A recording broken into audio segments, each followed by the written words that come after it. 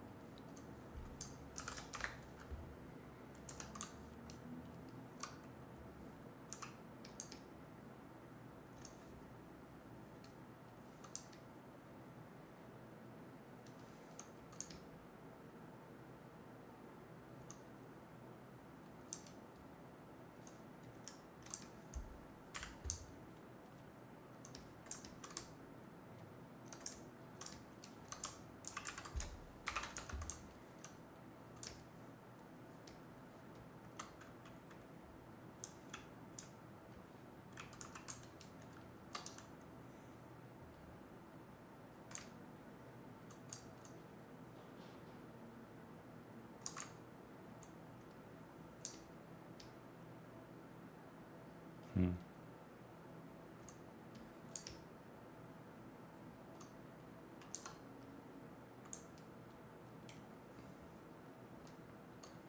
Yo, how's it going, everyone?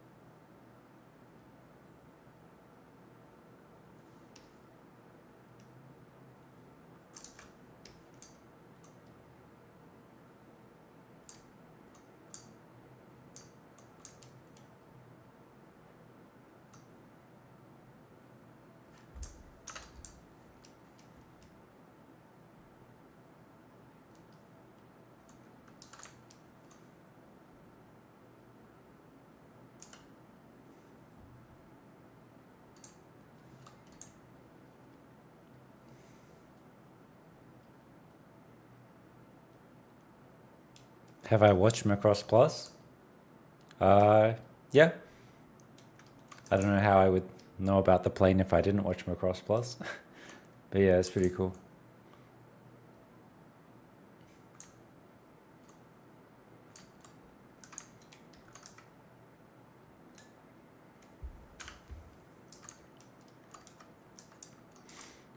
Some fucked up geo.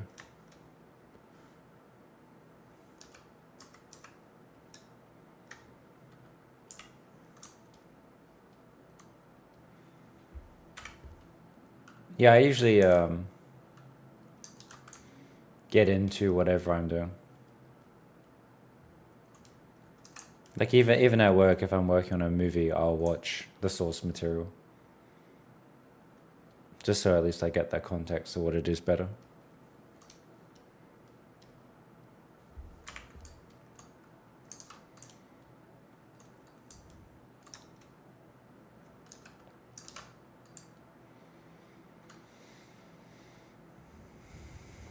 Can I explain why Blender needs grouping? Because it does. That's pretty much it.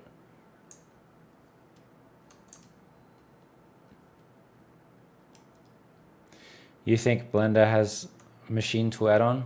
Yeah, so the only reason the machine tool add-on grouping exists is because I complained about grouping. Like, it's funny, if you read the documentation, my name is literally in there, which is kind of funny. But you shouldn't need an add-on to have such a basic feature. That's my kind of main point. Something that should be fundamental to the program shouldn't need to be in the add-ons. Like such a basic thing like grouping objects together shouldn't be a big deal.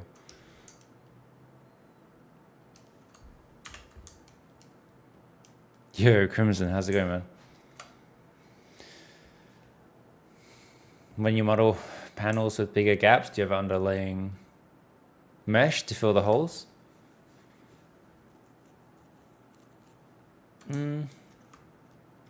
It's essentially this, right?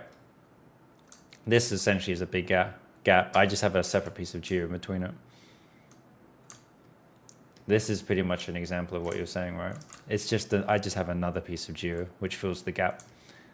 But if it's smaller than this, then it's a smaller piece of geo. But yeah, I've dealt with the Blender grouping thing for like years now. It's just I don't know why it's so hard to comprehend, but it is what it is, right? No. To use Rism, I use standard Maya. I think I really like Maya's tools. I think Maya is good, but Rism is also good. So I don't think it really matters. Whatever you find preference. A lot of people use in the industry use UV layout, which I don't use because I just think Maya tools are good enough.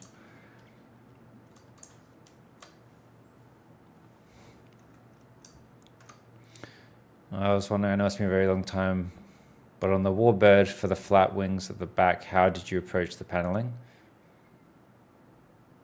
I mean, the way I deal with the paneling is the exact same I do on these ones, right? It's just the exact same thing. There's nothing different between the warbird and my standard way for modeling planes.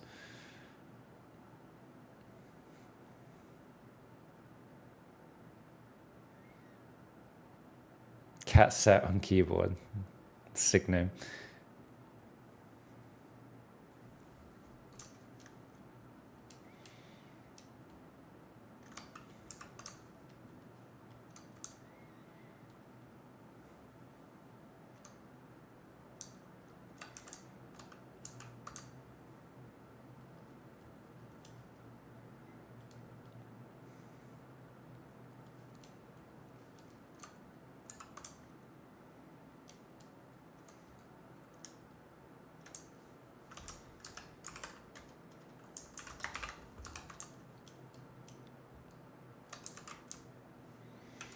Yeah, I think the guy that did, actually I don't know, it's one person, but the people that worked on Rism came from Maya, I think. So I think a lot of the same like DNA of the tool is in Maya already.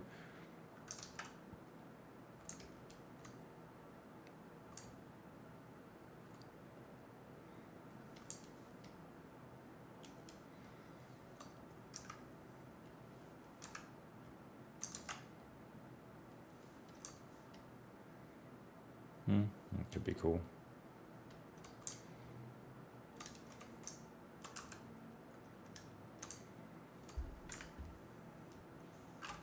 Yo, how's it going? Rasmus could read UI reminds me of ZBrush. That's not good. No good sign. Have you modeled any weapons for film?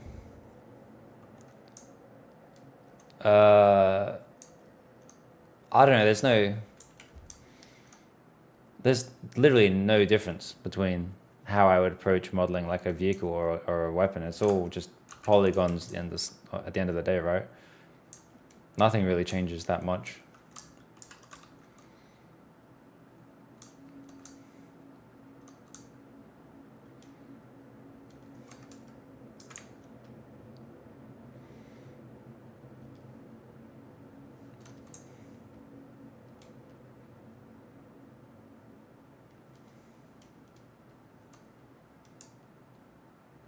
Where do I see the future of modeling going? Oh, no idea.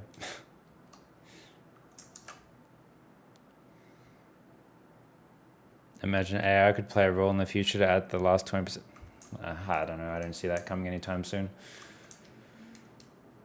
All the AI 3D modeling stuff at the moment is complete ass, and it's not even.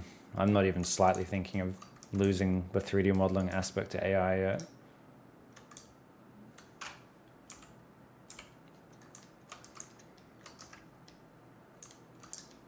Every time I see like a big new update online about 3D modeling with AI, it looks like complete shit, and it's not even remotely a threat. So I don't really think about AI at all, honestly. I think the main issue is AI will, it won't replace modeling, it will replace like the full shot process, essentially. We won't need to do VFX, or CG at least. But that's not coming anytime soon at all. And like, this is the thing, like a lot of people online praising about how like, oh, Hollywood's dead and AI is going to take everyone's job instantly is like, none of these people have ever worked with a client that want specific changes. It's just, you just can't. Like, people don't realize how specific notes are. Like the craziest shit. Like, I want this to be an oval instead. It's just like stuff like that. Like, it could be the most random thing that you just zoom back, it has nothing to do with anything. But you'd get a note like, this is like several pixels too long. Can we do this? Or too short. Until you have that sort of control, I'm not worried about AI at all. One day, sure, but not soon.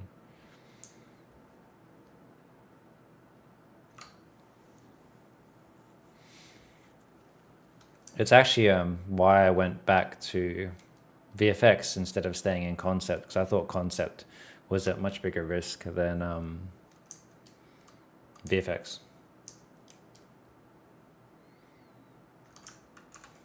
Like, 2D images are much easier to replace than, this sort of stuff, right? I agree with you. Most people don't understand the requirements of the industry. Oh yeah, of course not. Don't listen to all these fucking idiots online that have never actually worked in the industry talking about how they're going to take our job. Like, they have no idea what a client is like at all.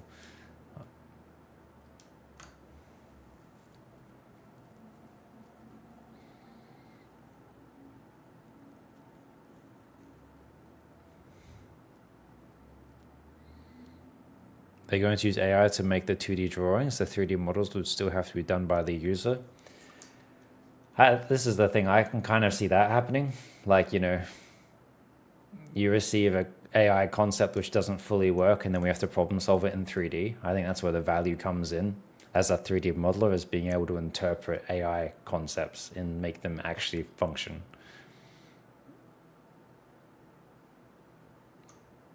But who knows? We're all speculating, right? No one, don't listen to the internet. No one has any idea what the fuck is going on. Everyone is just making shit up.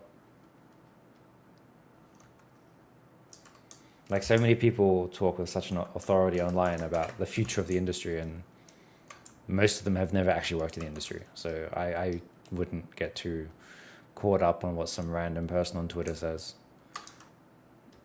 That has only never actually worked as an artist in the industry at all. They just picked up Midjourney like 2 years ago and act like an authority on how the industry runs.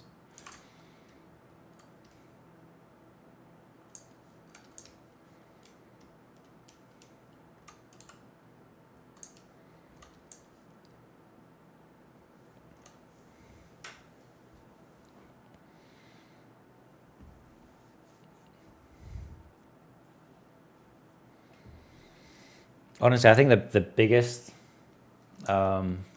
use for AI and VFX is stuff like Roto. Stuff like that, right? That has like tangible benefits. But I don't expect AI to create this asset anytime soon.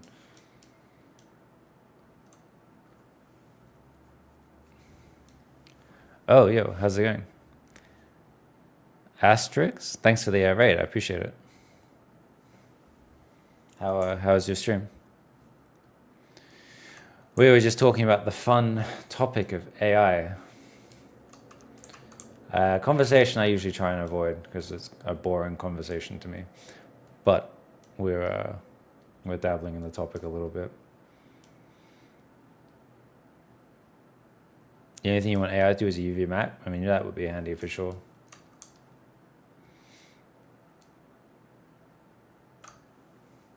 How common is ZBrush in VFX? Oh, very common, of course. Like ZBrush is like one of the core programs for sculpting.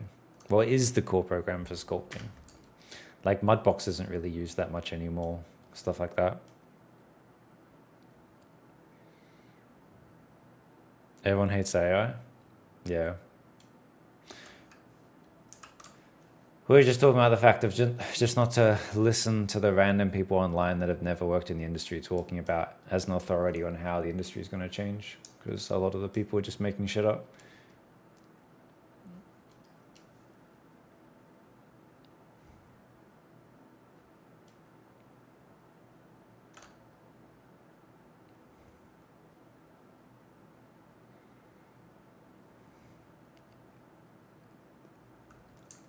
It's funny, but I actually like doing UVs doesn't bother me that much. I don't know why everyone hates UVs. I think one of the main benefits of a modeler doing their UVs is it gives you a second, well, not second, well, it gives you like another chance to make sure your model is clean, because it really reveals how broken some shit is.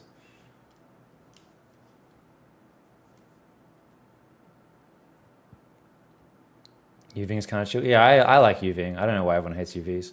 I like just putting the music on and just chilling out, doing some UVs. But yeah, I'm going to start texturing the plane soon. So I'm trying to wrap up the exterior a bit more in preparation for that.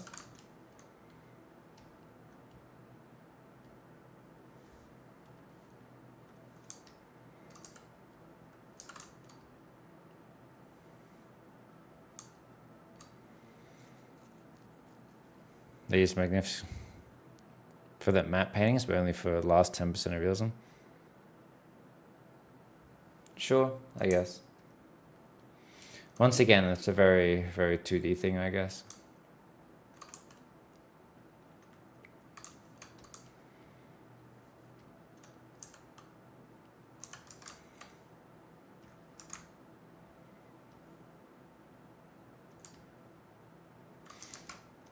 Maybe I should leave this a bit.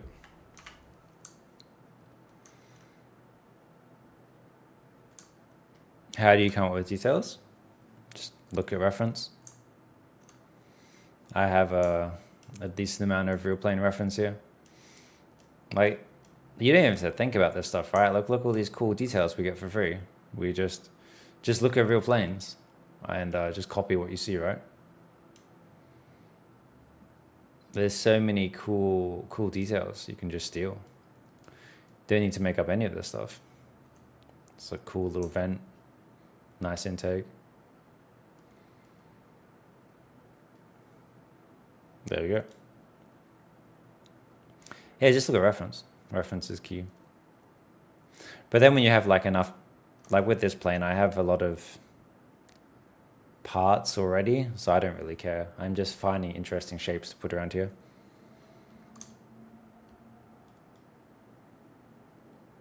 Do they have back faces? Hell no. There's no reason why you can't just clip geo. I don't know where this thing has come up online where you can't intersect geo. Like I got no idea where that has come from. Because of course we can intersect geo. It doesn't matter at all. Unless we're doing like effects, right? That's the only time it actually matters. What is this piece? It's kind of interesting. Yeah, there's nothing wrong with intersecting geo. Maybe this is enough though. I don't need to go too crazy with this stuff. You need the entire mesh to do one unified mesh? Yeah, I got no idea where that part comes from either. Everyone just thinks you have to do that. I don't know why. You can just crash everything, right? Unless it needs to explode for effects, you can just crash everything.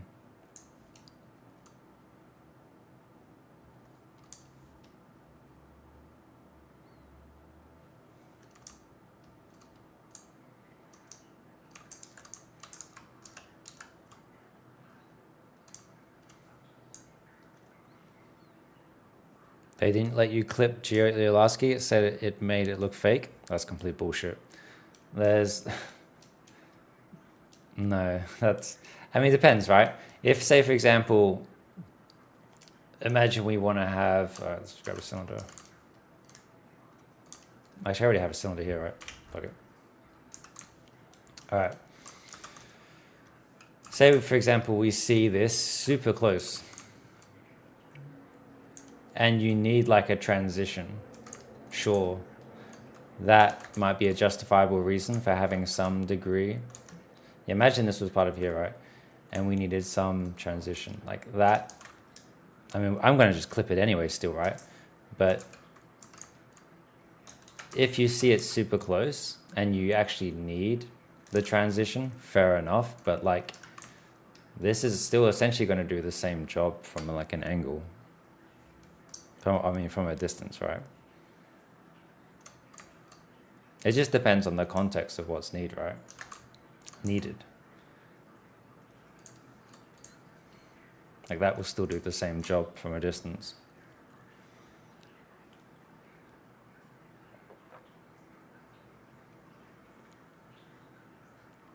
Take up texture space? Yeah, that's one thing we don't have to worry about in VFX for sure. But you know, these things are clipping into these. But this will still hold up for this close. Like this clips directly into this, but this is still gonna work, right? You can just make the transition a bit nicer in the texture. Does it remain separate? Separate, yeah. It doesn't have to be combined. It's more, it's much easier to update if this stuff stays a separate tier. It doesn't need to, oh shit, I moved the thing, didn't I? There you go. It doesn't need to stay combined at all. So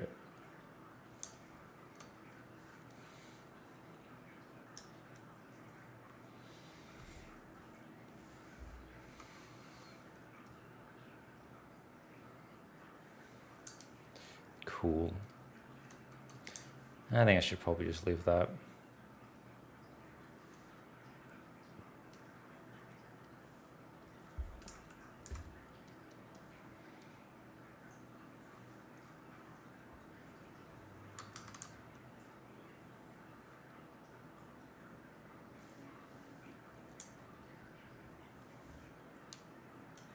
But yeah, there's nothing wrong with just intersecting stuff. All of this is intersecting, right? This intersects with this. This intersects with this. There's nothing wrong with that at all.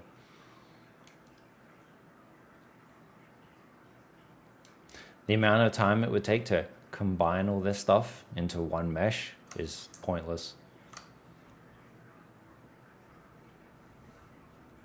Do you know it before? Yeah, that's one of the very first things we ask, right? Does it explode? Like, because if it needs to be effects friendly, we need to just do that at the start. I mean, if it changes their mind later, then we just update it. It's a pain in the ass, but we still change it if we need to. It's not that big of a deal. I mean, it is a pain in the ass, but it's not end of the world if we have to change it later.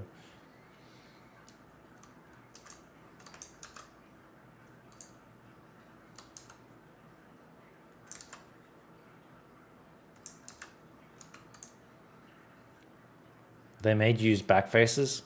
Why? Was it destroyed?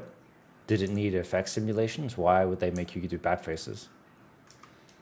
I think that's even more confusing than what you said before. Like, why would we backface this if we don't see it?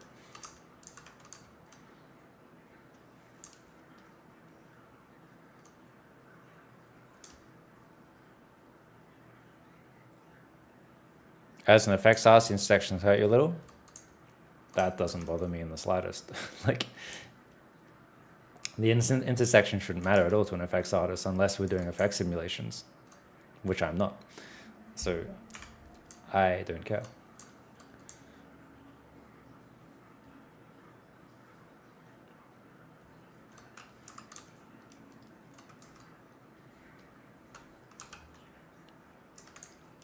Do you know what really hurts me? The geo I get back from effects artists that I have to clean up. That shit is the worst. Have you ever used Power Animator? What's Power Animator? I've never even heard of that. Is the entire process of building an airplane on YouTube? It is not, unfortunately. It would have been all on Twitch, but Twitch VODs don't last forever. So unfortunately, they are lost to the void.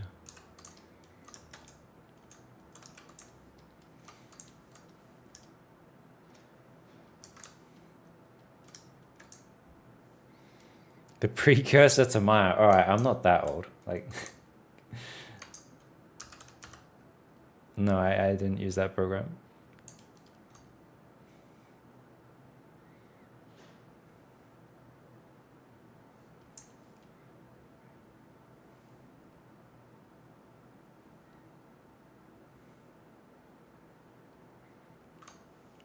That's a shame. Yeah, it is what it is. I didn't mean to say you're old. No, I know I'm playing. No, I've honestly never even heard of this program.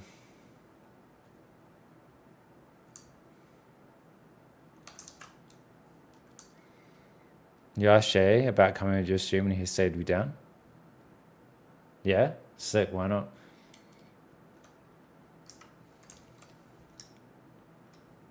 How do you have contact to Joe?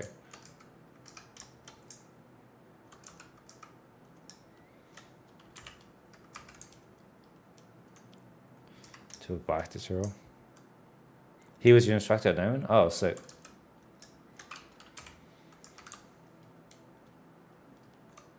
Yeah, I can ask Joe.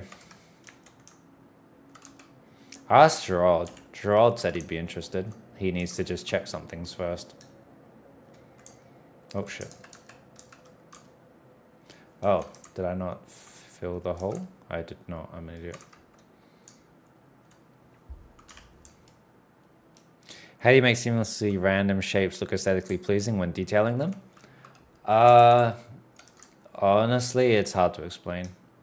I'm not saying have like a perfect eye or anything. Like I'm sure a lot of my shapes don't look that cool to other people, but it's just an eye thing. It just feels right or it doesn't feel right. It usually comes from just lining things up, essentially. You know, like things end on the same angles, stuff like that.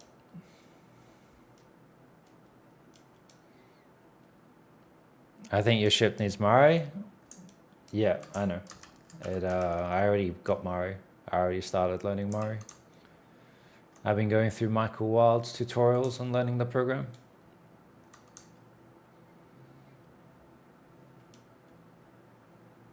Oh, it's not the model count, which is the problem with Substance. It's the UV count, because this plane here is 180 UDIMs.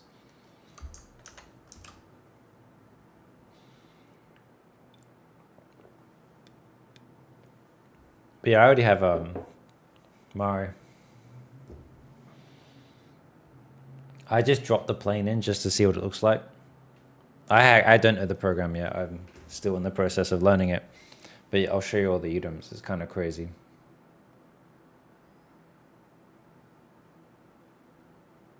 This plane is so demanding to texture.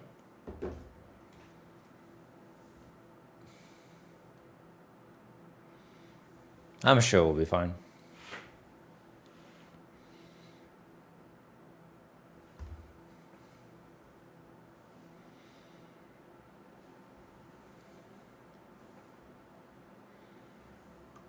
But yeah, there's the plane.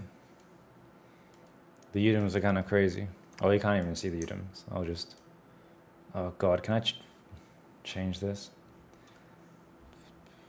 Let me just do a color. Just so you can actually see stuff. Oh god.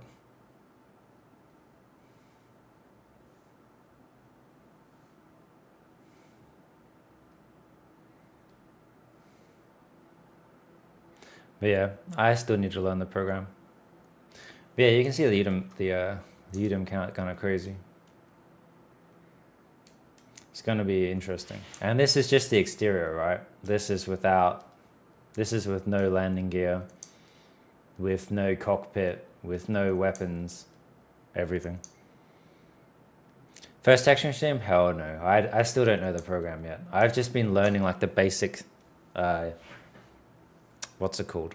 The basic UI at the moment. I was just showing how crazy the UDIMs are.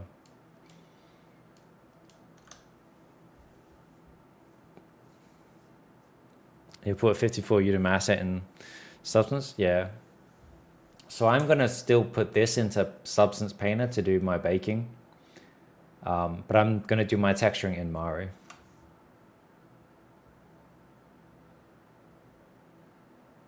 Am I looking transition to do some texture work? Maybe, I'll see. It's more for fun at this point. God, look how good the let me just close all this shit for now. Look how good the warble pass is. Like in the model, it already makes the model look sick with no texture, and that's just the subtle warble pass. Already looks super sick.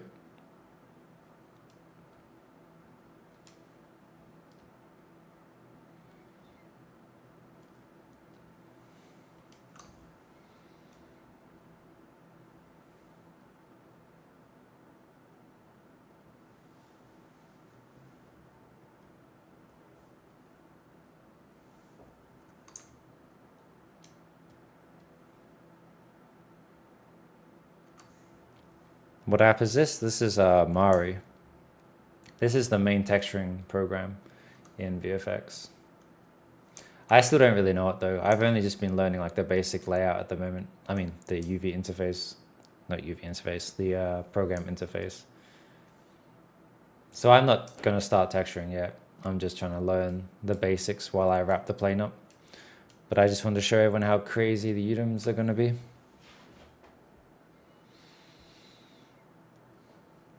It struggled trying to bake your maps? Really? My friends have said they've had like 300 UDIMs in Substance Painter before to bake their maps. Is there baking in Mari? There is, but no one likes it. Everyone says use Substance instead.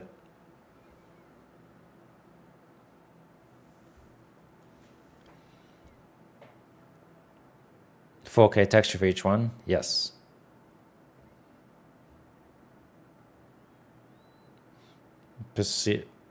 Tileable textures? Nah, we don't do tileable textures in VFX. Oh, it depends. If the asset is fucking huge, like 1,000 UDIMs, then tileables for sure. But this sort of plane, we don't need. I mean, obviously the texturing itself is done with tileables, but the output isn't going to be tileables. The bakery in Mari is kind of ass. Why Mari? Because Mari can deal with 200, 300, 400 UDIMs while Substance Painter can't. And Substance Painter is not the standard in film. This is the thing, right? Like it's the same thing where, you know, it's cool if you know Blender, but you got to know Maya if you want to get a job. It's the same thing with Substance Painter and Mari, right? It's cool if you know Painter, but you need to know Mari to actually work as a professional.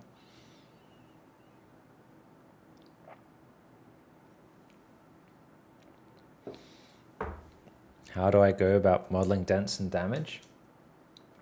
Dents and stuff are easy. Just use soft select and just pull. Obviously that's a bit too extreme, but yeah.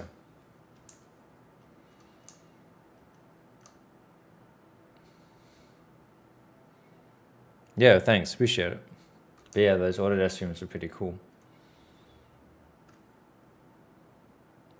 Would you break this down with a high poly? Hell no. In VFX, we don't do that. We don't have high and low poly. I'm going to refill my water. I'll be back in a sec.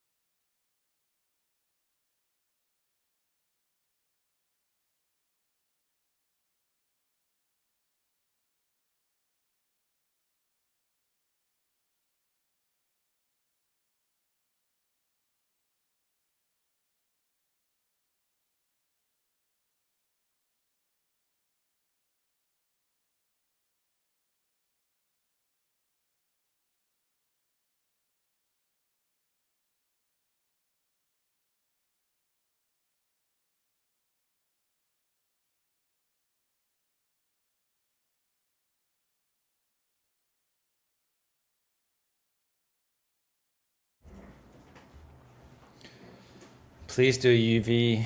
Wait, what? Please do a video about UV unwrapping workflow use. Oh my god, I've never fucking heard like people talk to me about textile density so often in such a short amount of period of time. I'll answer the textile density part. I don't know. I just do whatever looks like it will hold up. Like that's pretty much it. Yeah.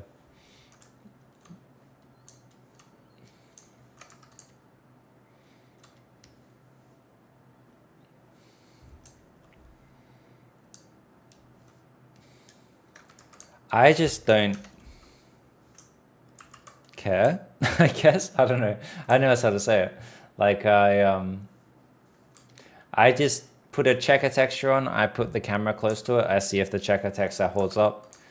If it does, cool. If it doesn't, we gotta just go off of it. And then usually the UV art, the texture artist will just check it out and be like, yeah, this looks good, or no, this doesn't, and that's it. Job done. Is it common for there to be as text density across the project? Nope, because every task is has different requirements. The only time you might have actually no, not even then. I was gonna say the only time you might have the same textile density is like maybe all the ornithopters are the same, but then I just realized they all had different requirements too, so that doesn't work either. So what the hell happened here? Oh, I fucked that shit up, didn't I? It just depends on the requirements of each asset, right? There's no one size fits all sort of thing. I can get rid of this, can't I? The only thing that matters is that the textile density is consistent across the asset. Aside from that, it doesn't matter.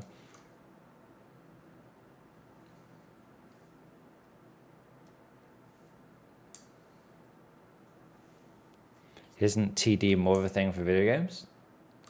I don't know, that technical director name just gets thrown around everywhere. I don't think it has any meaning, honestly.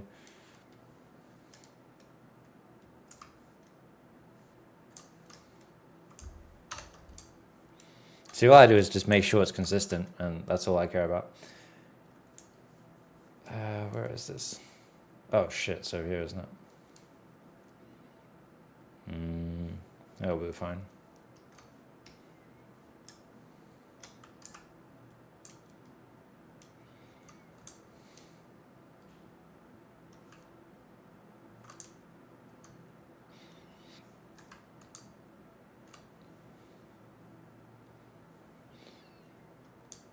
Oh, text density. Sorry, I thought you meant TD as in technical director, because that name gets thrown around like crazy. In this sort of situation where it just barely doesn't fit in, I just do this. No one notices. No one will care.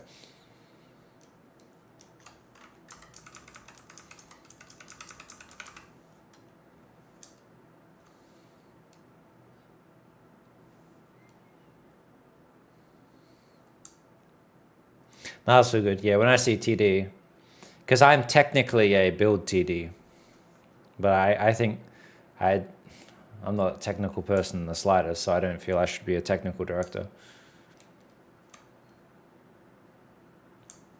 Especially if you're like a junior build TD, it's like, okay.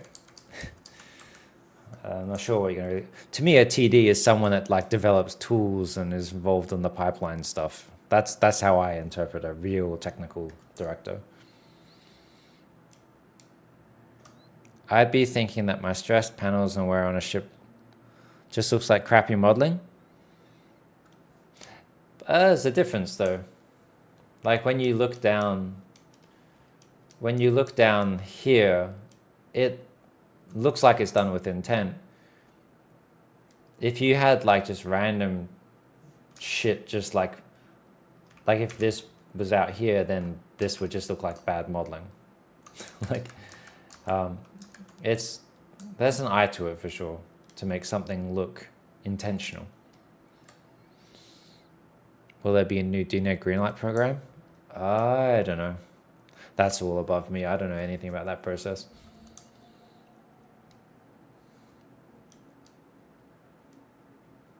Intent is a great word for it. Yeah. Because I know what you're talking about. Like if, okay, I think if you see pinching is bad modeling. But having like slight warble and offset, that's not bad modeling to me. But yeah, it's usually about, does it look like it has intent?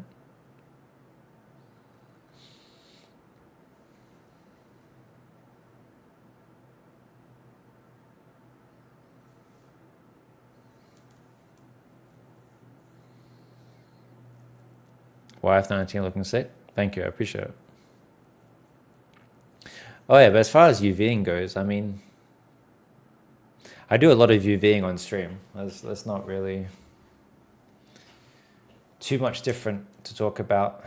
I guess you can just watch how I UV, essentially, right? I guess.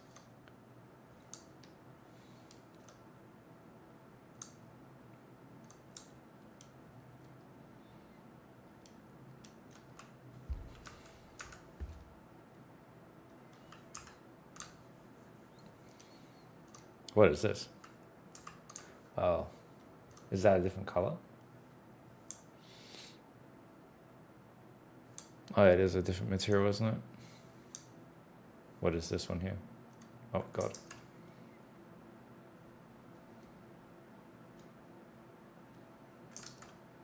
Please, Maya, select. What the fuck is going on?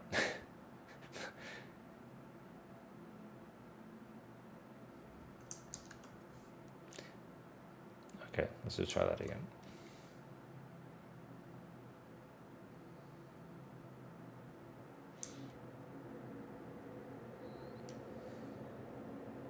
Oh, I guess it is just a black part as well. I guess I'll just leave it there. You hate UVs, but Horizon is tolerable? Yeah. Whatever makes it easier, I guess.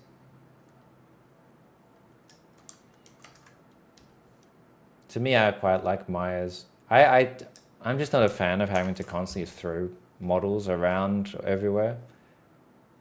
There's, you know, another reason why, like, oh, why don't you use Blender? It's like, I can't be bothered taking the program out of Maya and go to Blender. I'd rather just stay in Blender. I mean, stay in Maya.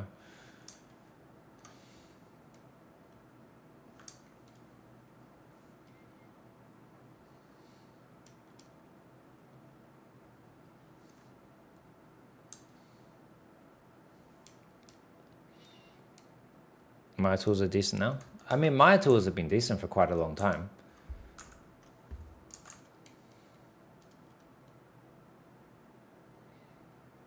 I'd rather just stay in Blender. I mean, sure, if it's for concept, but if it's for concept, for sure, I'd rather stay in Blender. But I am not a concept artist anymore. So we do not care about Blender anymore. Okay.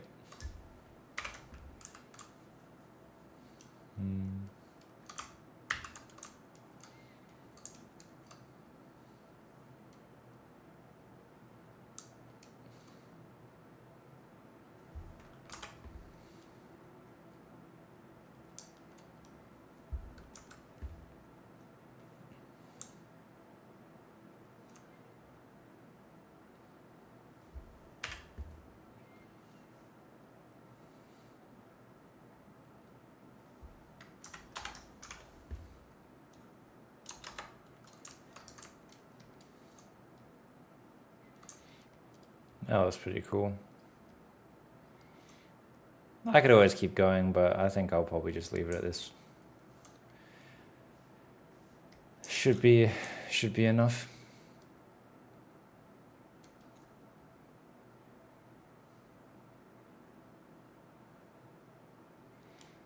Maybe actually I'll just do this quickly.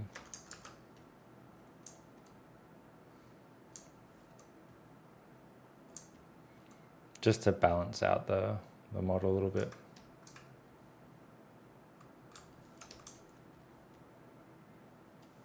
Yeah, that feels decent.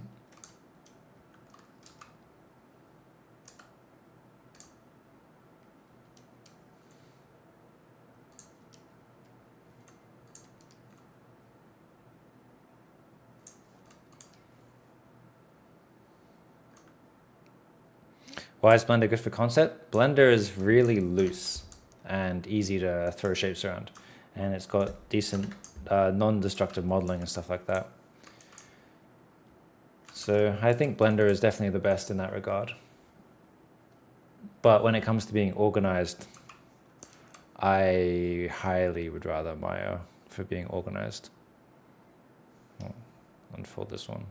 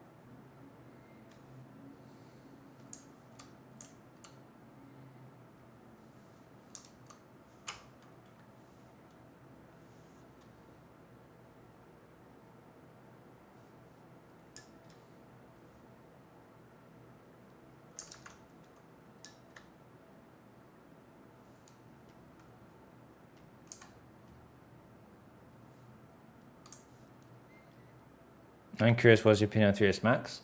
I know nothing about 3ds Max, really. I've never used it. I probably have no reason to learn it. I don't think it's bad or anything. I think it's just another program.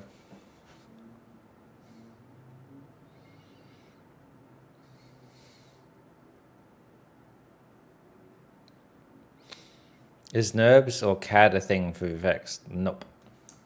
There's no point of using... I mean, we don't use NURBS at all.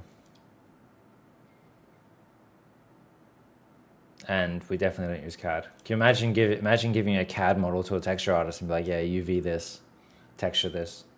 And then imagine getting like model update needs for a CAD model. It's just... Yeah. Yeah, let's not. Oh, what is this? This is the fin.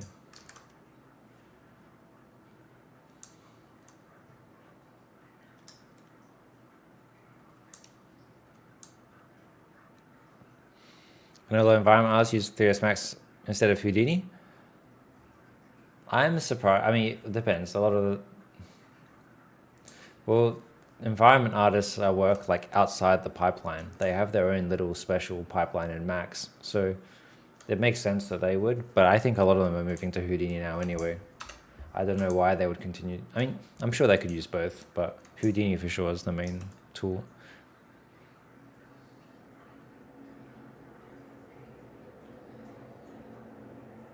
You don't know enough about CAD to know how they're different from regular models? I mean, I don't know the technical thing, but like the topology of a CAD model is not a thing.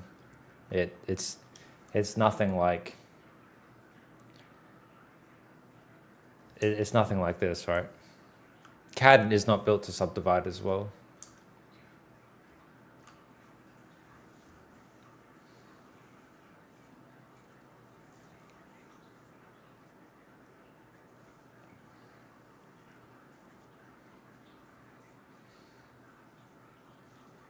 Do I know unit image? I do know unit image.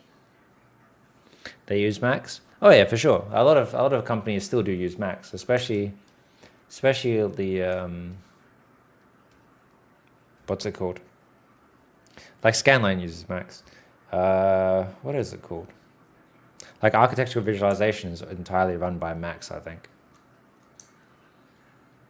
Easier to build. Wait.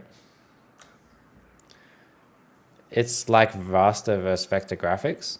I don't know enough about to comment on that, but it sounds like a reasonable thing to say, I guess. I mean, there's nothing wrong with the CAD. I think CAD is great for concept. It's just, if you just give a texture artist a CAD model, they're going to be sad.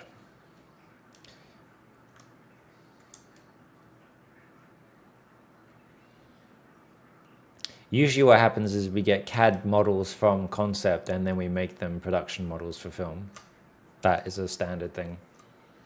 Both have their own place.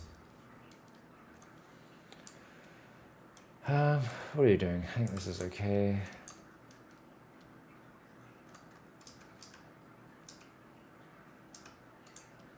What is this?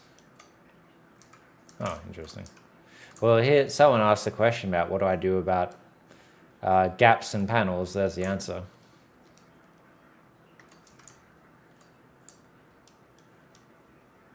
There's no point of having like the entire bottom of this filled because you're never going to see it. What's the ratio of 2D, 3D concepts? I couldn't give you that answer. There's no... we have no idea. A lot of it is 3D models with 2D on top. So the 3D isn't one-to-one anyway. It's all over the place. There's no set methods, I guess.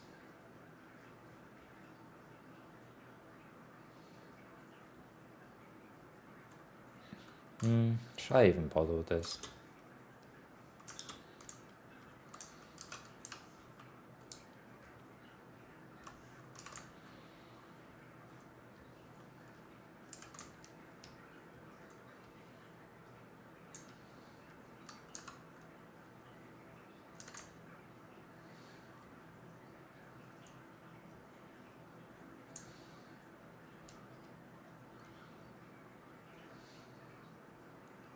Oh, interesting. It's not even straight.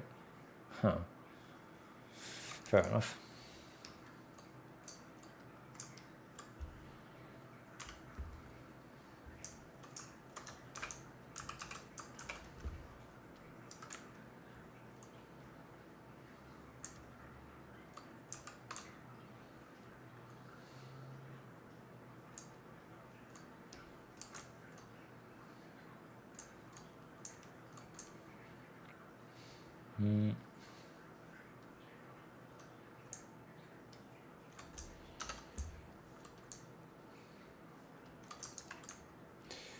What about...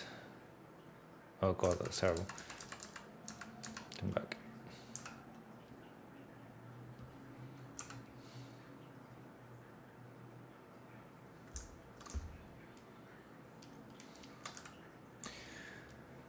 This might be a bit more reasonable.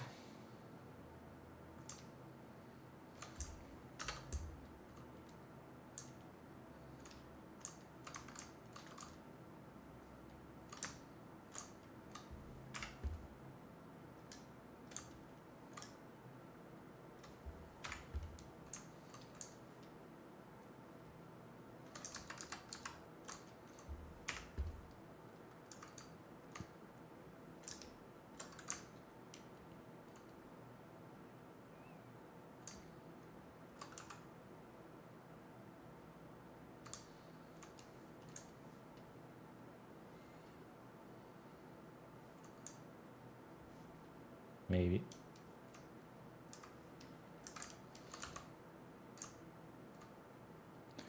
I don't know. When it comes to this sort of stuff, to me, it's just, does it feel good? Does it not feel good? That's usually how I make decisions.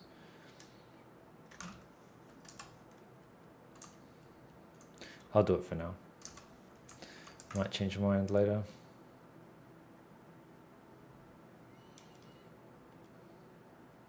I found tons of references in this video. It's interesting to watch about new rotary engines. Cool.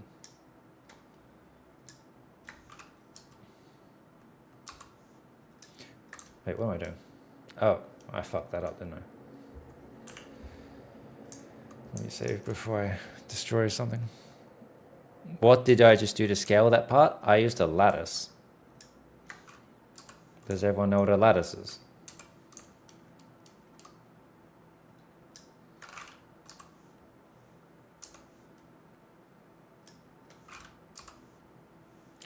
Let me know if you want me to go over a lattice.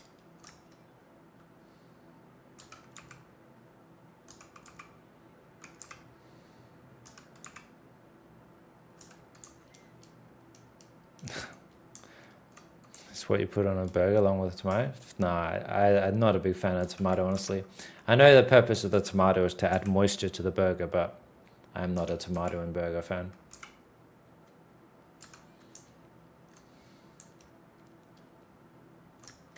My accent's not that bad. Come on, guys.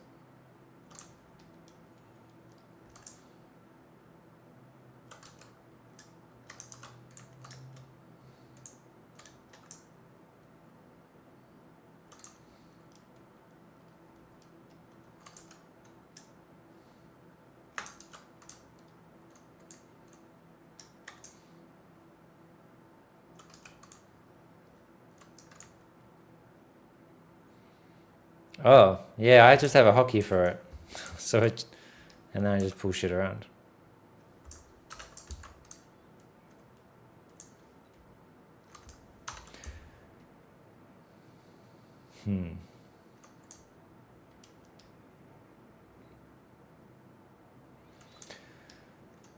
I guess the main question is, does this work on the foot, or does it look stupid?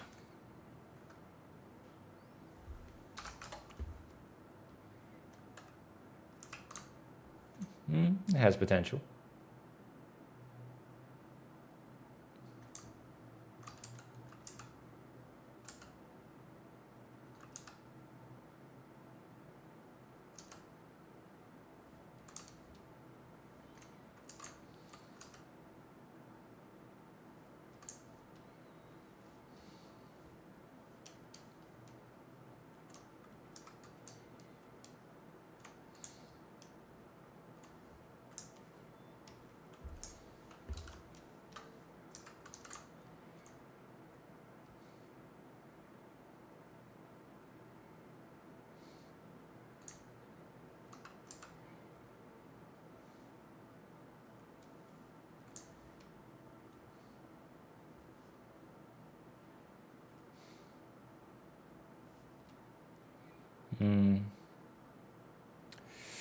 Kind of ruins the bottom a bit.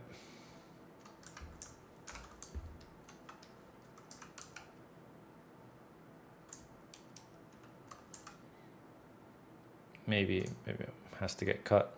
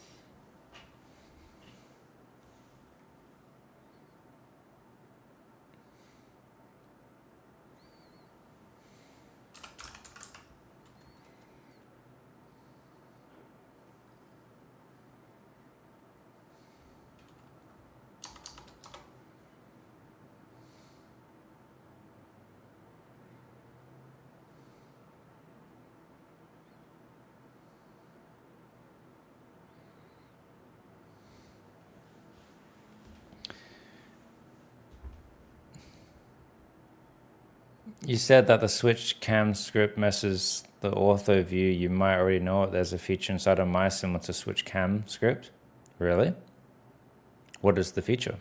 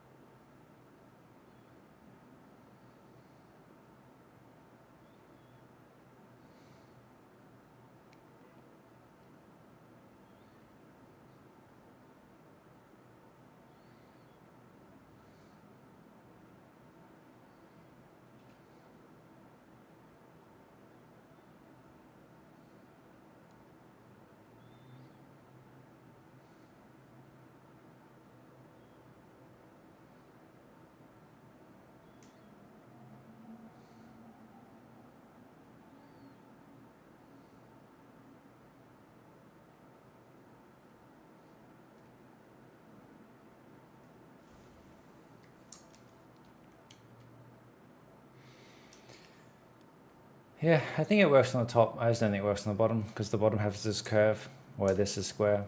So I guess both have to go. Oh well. Rip. Oh, the view cube? Oh my god. Okay, interesting. This is nowhere near as cool as Blender, but that's pretty cool.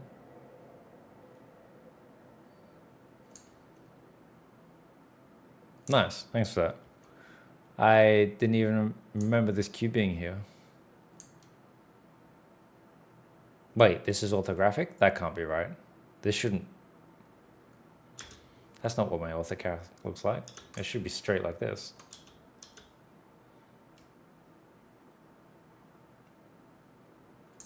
Is it orthographic?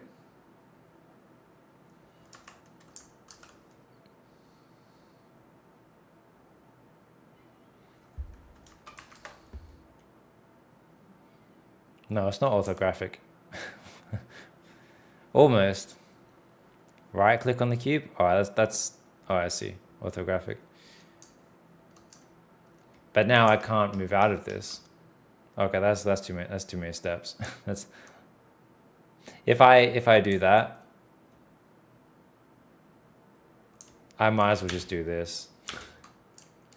This is, yeah, I might as well just do this then. This is way easier than clicking the cube and changing orthographic. I just don't know why this camera is not top view. Someone did give me an answer though. I completely forgot about this, but we can do this to change. But it's just nowhere near as cool as Blender's one is. Blender's is much more much more fluid. But it's still good to know. It's just, yeah, it just doesn't scratch that itch for me that Blender did with that tool.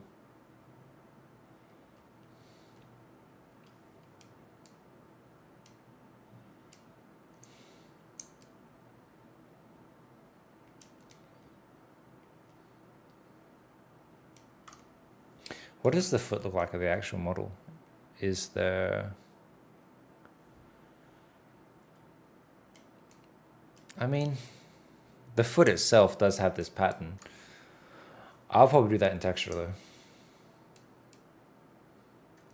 I don't think I should do this in model. That would be way too annoying.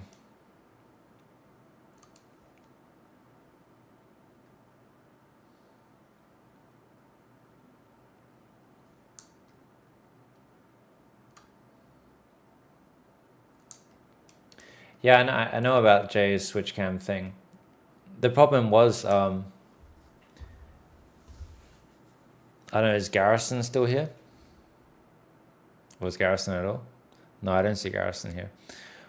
Garrison had he had the cam in his Maya scene, and I can't remember what the issue was, but I couldn't just A/B the model over the concept because of the cam. Like it fucked something up.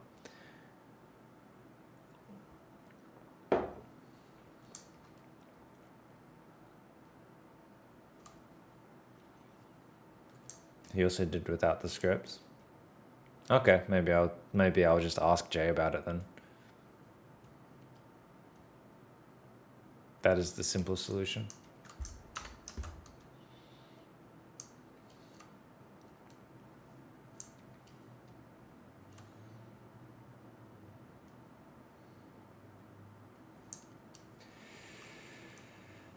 Okay, what is missing?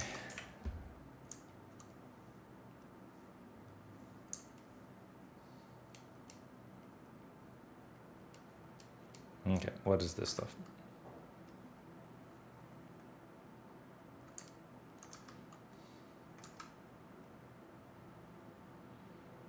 Okay, we have interior panel stuff.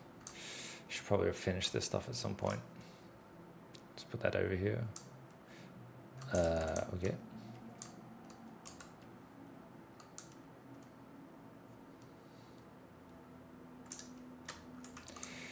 What is this? Oh, interesting. This should be...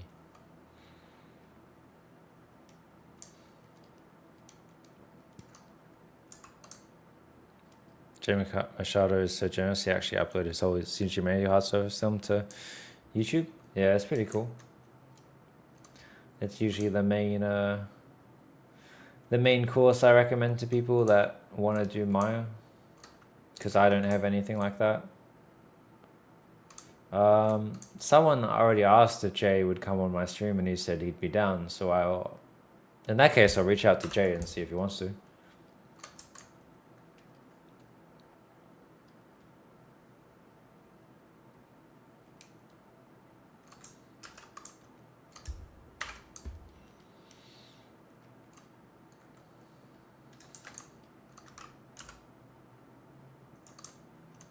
Why does sliding not look?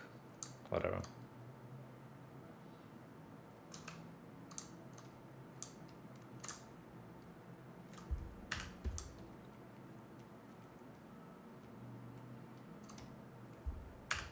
But yeah, Jay is a cool guy.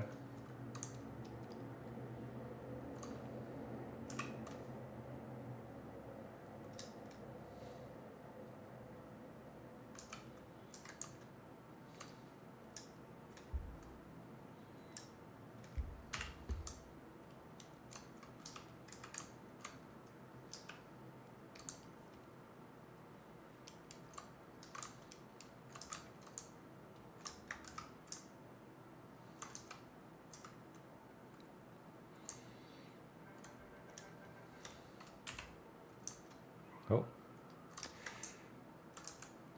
But yeah, I also asked Gerald. Gerald said he'd be interested. He needs to check something first.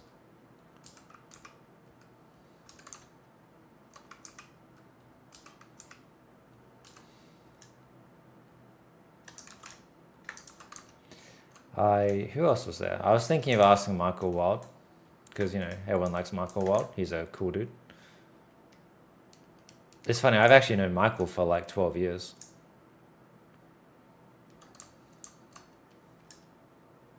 We both started our careers at the same time at NPC.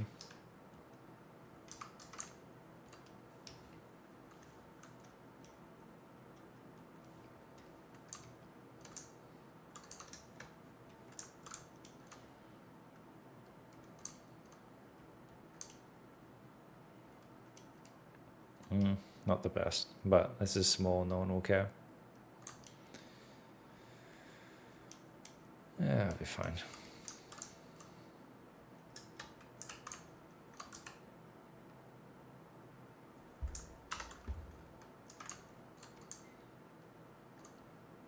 Oh, it's reversed. That's why it's black.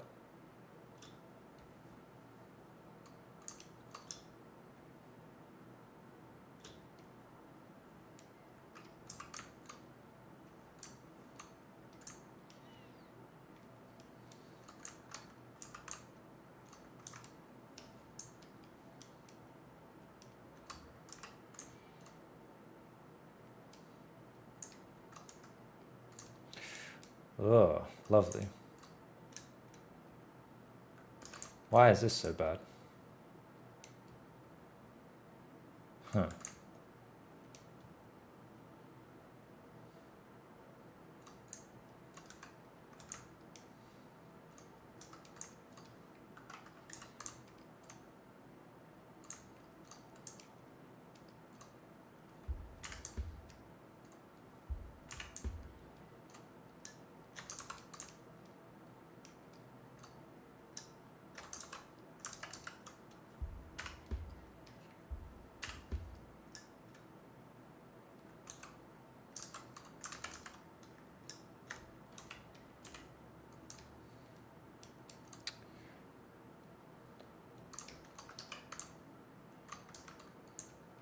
That looks so terrible.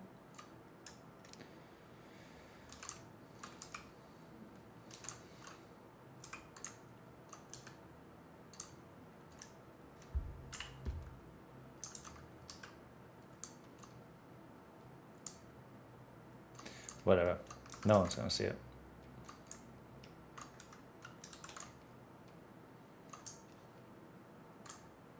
You'd be surprised what you can get away with at work. It's always about like context of if it needs, if it really needs to be super good or if it doesn't really.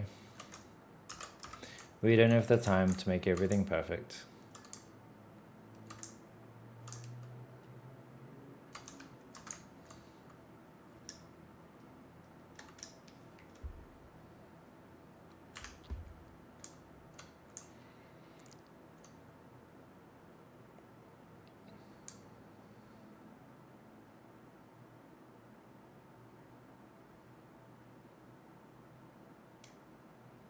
Really good modeling here considering how old Maya is. What the fuck?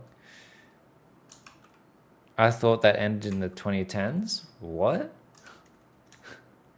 What? I mean, Maya is only the most used program in the industry, but sure. Why would Maya disappear in the 2010s?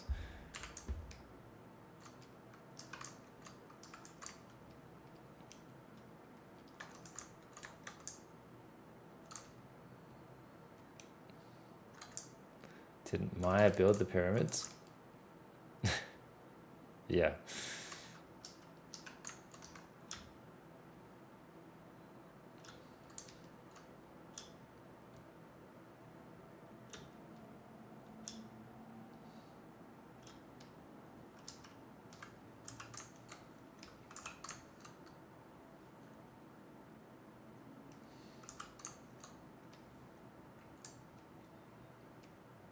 I saw that as a funny comment. This is pretty good despite how old Maya is. such a random comment. Yeah, Maya's not going anywhere anytime soon. AI will take over before Maya becomes obsolete.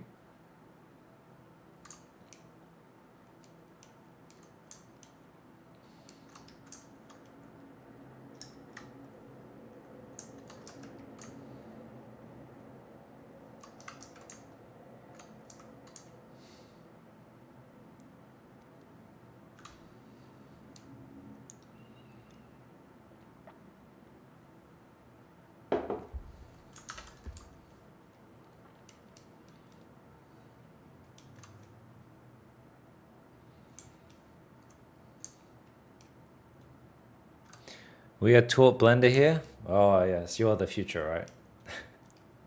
What the fuck?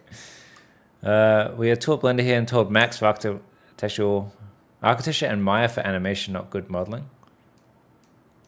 Yeah, Blender has better modeling tools, but if you want a job, I would probably learn Maya. I guess the real question is, do your instructors actually work in the industry?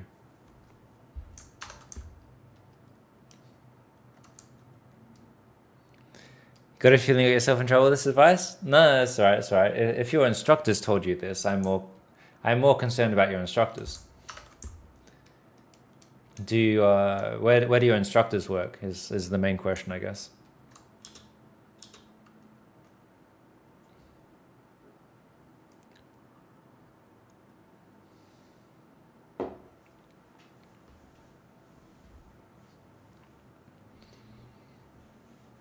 Get a refund from that school?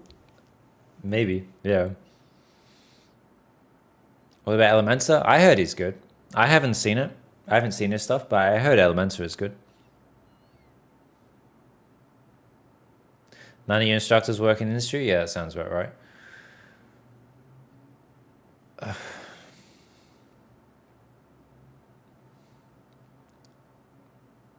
Yeah, Payatoro, have you been in the stream before?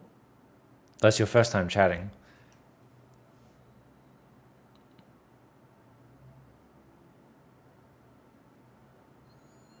Account created 8 minutes ago. Interesting.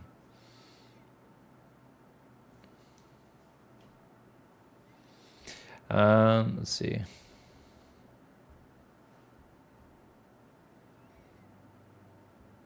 It doesn't really cover the entire film VFX pipeline like Jay Machado does. I mean, that's the thing, right? Like Jay works in the industry as a model supervisor.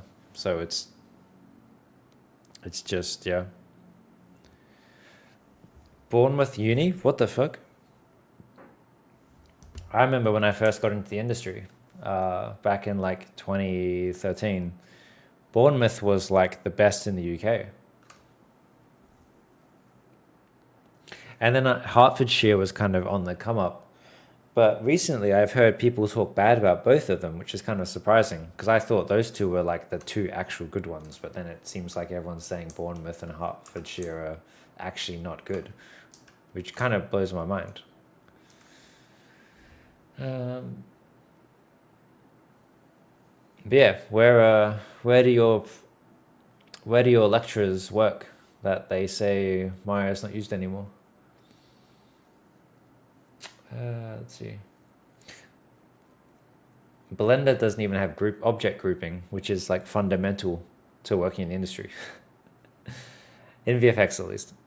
Where the fuck is it? Rubber black, there it is.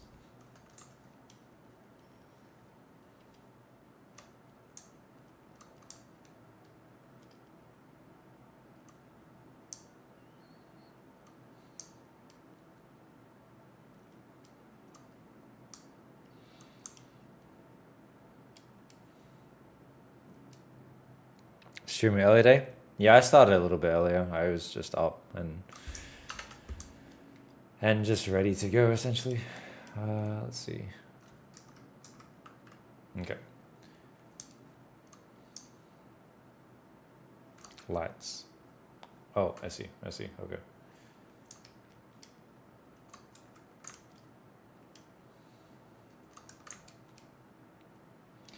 Is this all the lights? These lights. What is this? Oh, it's just random detail.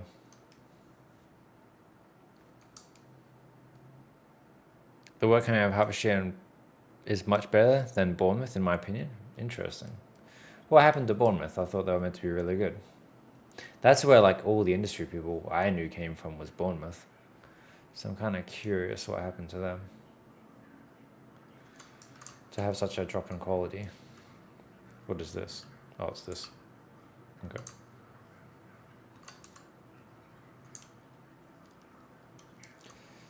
Let's put all the glass together.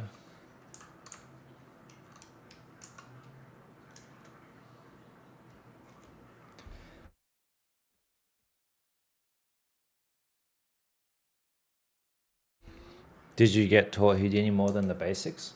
What do you mean? I use the same name on our forums, so can't say, but this type of modeling isn't taught because it's slow. Oh my fucking god! All right. Oh, yeah, game course. Okay, fair enough. If you're doing games, then that's fair. Games is different to VFX.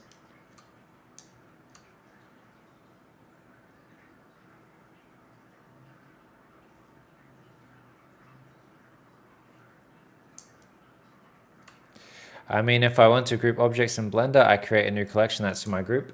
Nope, that is not a group. That is a collection. It is not an object group. Oh, what is this? Oh, backface.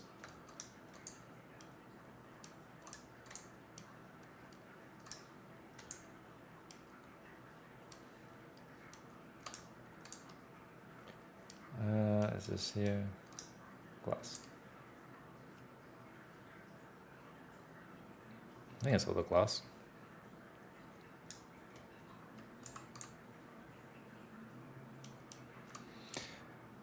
That question about, oh, what's that? We only get introduced to Houdini in our third year, so I'm just getting to it. Cool. Yeah, I think it's good people are learning Houdini. I think it's better for people to learn Houdini than Blender. In VFX at least, for sure. You know, Houdini knowledge is good. Blender knowledge in VFX is not that useful. But Houdini knowledge is good for sure. I wish I knew more about Houdini. I need to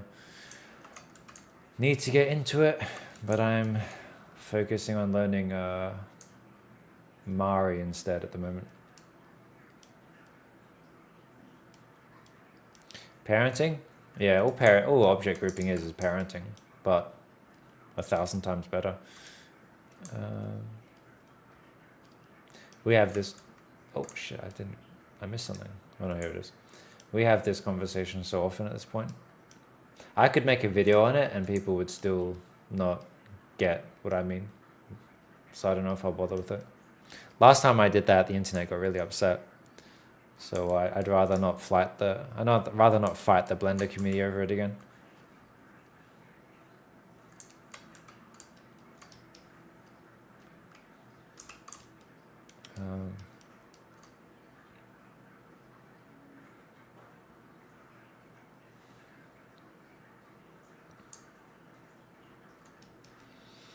I'm now just getting Houdini, kicked myself away. Yeah,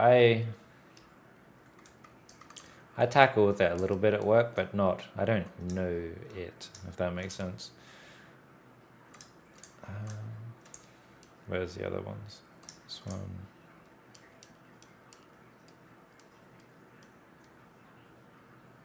The Blender community can suck your movie credits? Oh, it doesn't really matter to them, I guess. My credentials are irrelevant to the Blender community.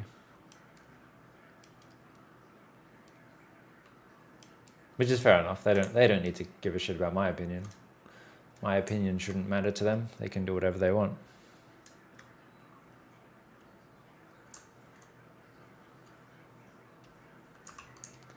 What is this? Bug faces. Okay.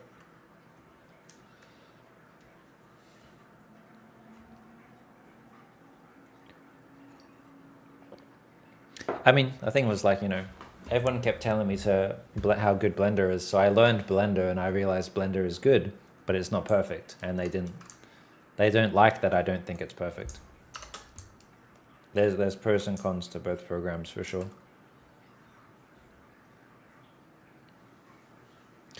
You made a plane crash in Houdini? That sounds very painful. What were they fighting me about in object grouping? Because they kept telling me it's collections. I'm like, it's not collections. And that was pretty much it. That was the main argument. They couldn't comprehend what an object grouping was. And honestly, that was... I still remember my mind was fucking blown when they didn't have object grouping in Blender. I was like, how do you guys organize your 3D models with like 1,000 objects? Like, it's just crazy. If you need to sculpt some details in ZBrush, do you use the sculpted mesh as the final mesh? Nope. So what? Imagine we take this into ZBrush, right? And we sculpt the fuck out of it. So we take this mesh in, we subdivide it up to the level we need, we sculpt on it, and then we lower the resolution back to its base mesh. The post sculpted base mesh essentially, and then that becomes our new base mesh, and then we just bake the difference, and then that becomes our displacement. So essentially it'll still be the same resolution as this one here, but if say there's a form change or something that is needed in the sculpt, you essentially bring that back out of ZBrush.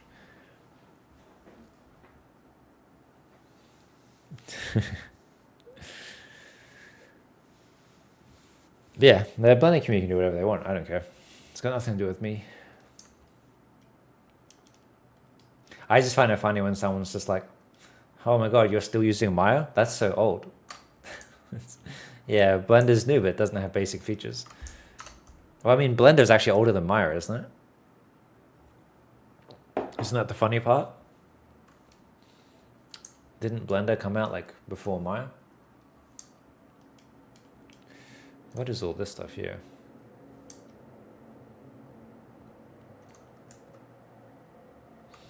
Oh, interesting.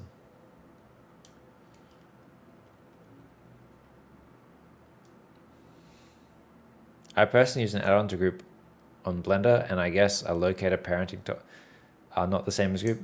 Yeah, the main issue is because people are like, oh, just parent to empty, and firstly, it's way slower to just parent to empty, especially when you have like groups and groups and groups. Like another problem is like your locator you're parenting to, or your empty you're parenting to is still a clickable object in your scene.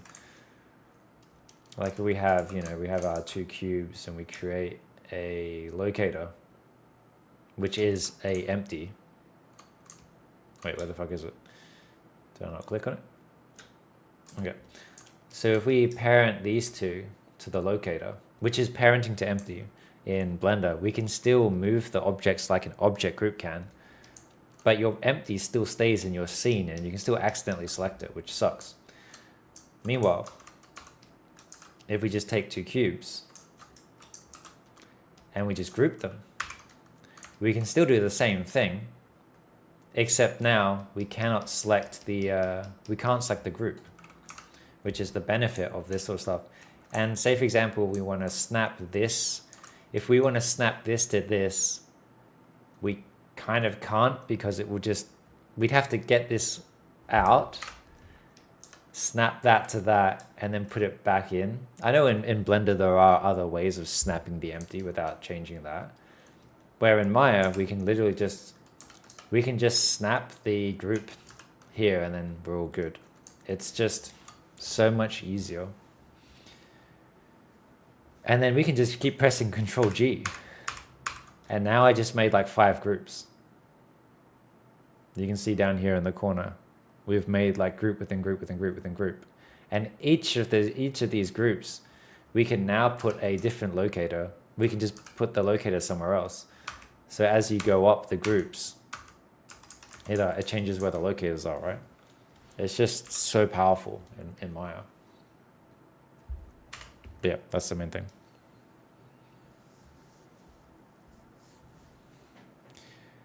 To play devil's advocate, you are a VFX artist. Sure. I thought this was flames and smokes, but modeling a ship. What? I thought this was flames and smoke, but modeling a ship. I don't really get what you're saying. Dude?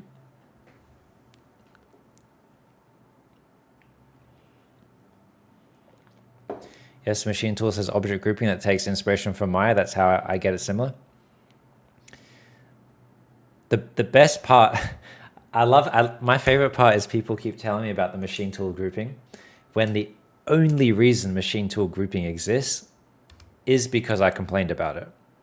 Like, Machine actually reached out to me and worked with me to work on, well, he obviously did all the work, but he would send me like requests like, is this what you want? And that's how we got object grouping in Blender.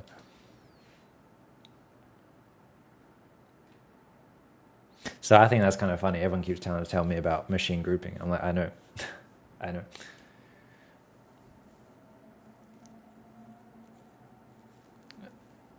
I guess the first thing people hear, pops to mind when people hear VFX is explosions, but that's effects. That's not VFX. Am I going to go back to Blender? Hell no. Not for, I mean, unless it's for concept. If it's for concept, I'll go back to Blender.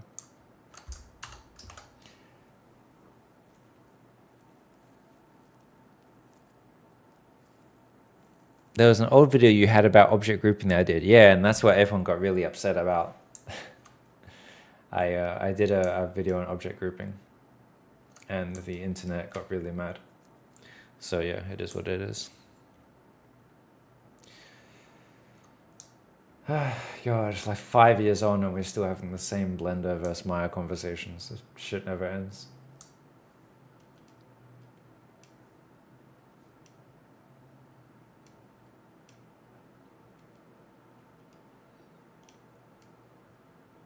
What do we have here?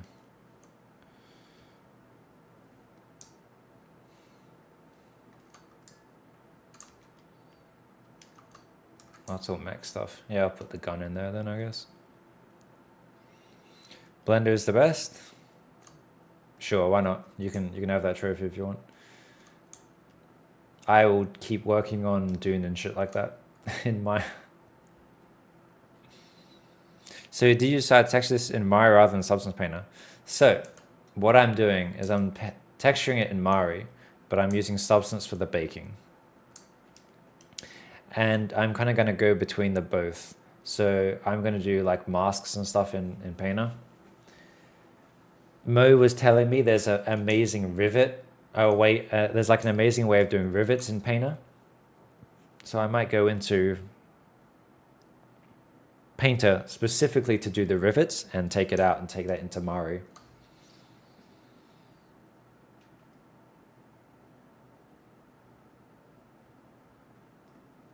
The paths in Painter are really cool. Yeah, I heard Painter has really good stuff.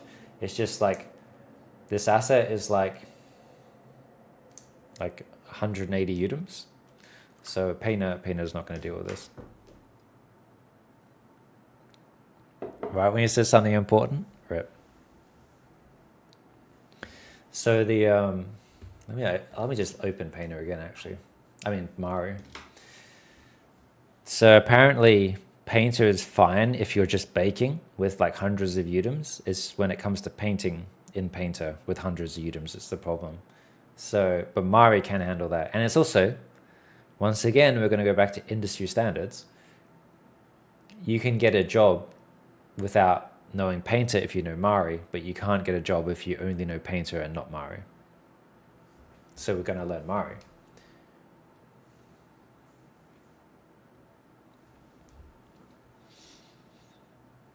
I think the only thing Maya does better than Blender is rigging. Nah, animation for sure is better.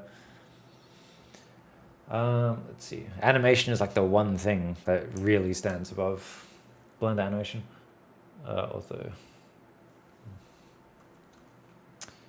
why is this so huge? Node graph. What am I doing? Nodes, basic, color. Just so people can see the crazy UVs.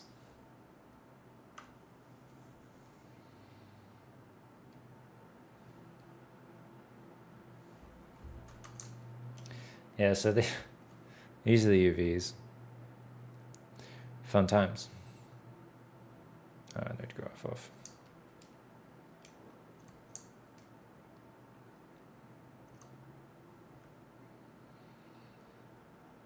I did it. Why not use Octane? Because Octane is not industry texturing. Octane is cool for concept, but it's not what we actually do at work. And say, for example, you can texture this in Painter and use it in any render engine, right? I mean, in Mari, you can use the texture in any render engine. Obviously, if you're just doing everything procedurally in Octane, you can't use it anywhere else. The software doesn't matter, it's what you do with it.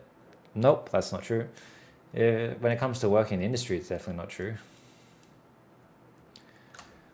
If you're at home, sure, do whatever you want. But in the industry, you gotta use the standards. Oh man, here we go. Yeah, this conversation will never end. Will you be streaming when I'm texturing?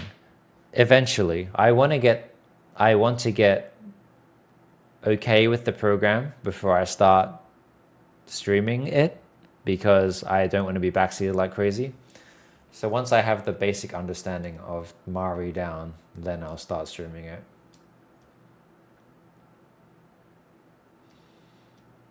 Because there's nothing worse than being backseated by a bunch of people that actually don't know what they're doing. That's what happened when we learned Blender on stream.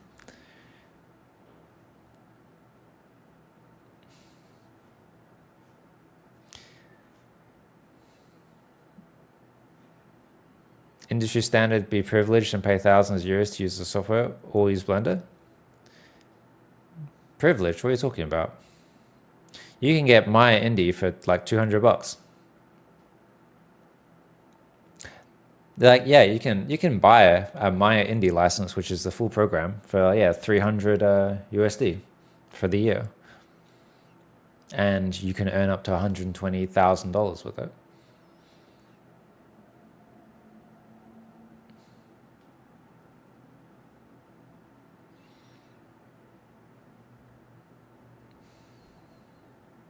How does painting look in Mari? Can you technically use a brush and just draw some shit on the panels?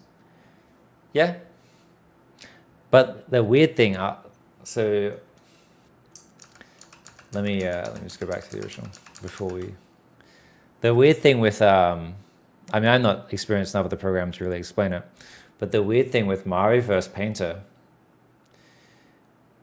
is it actually essentially you're painting on it. Imagine like a clear glass. You paint that, and then that projects onto the model, if that makes sense.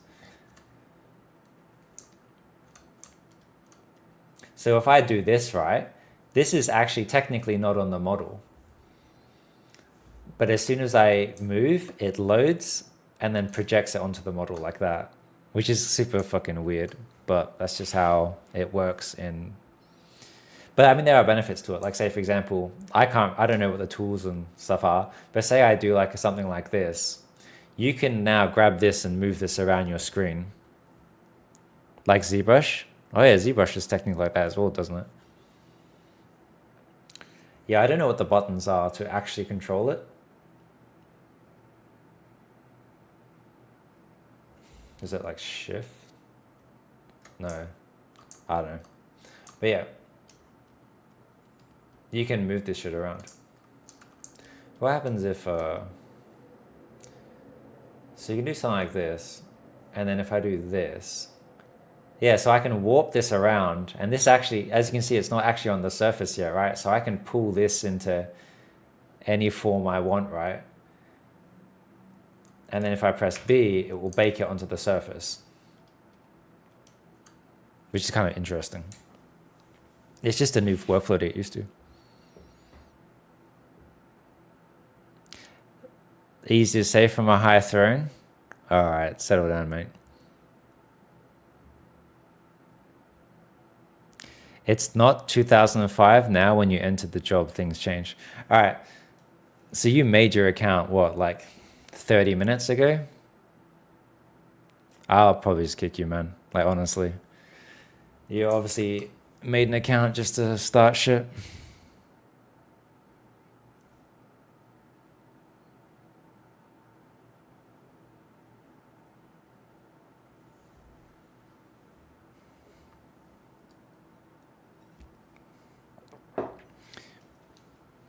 Blender needs like 200, 300 bucks to be on par with Maya. Yeah. Nah, I mean, if the account wasn't made, like if that dude's account wasn't made 30 minutes ago, I'd be more open for a discussion about being on my throne. But it's obviously an account made just to start shit. But yeah, I'll once I get more comfortable with the program, then we'll come back to actually streaming that.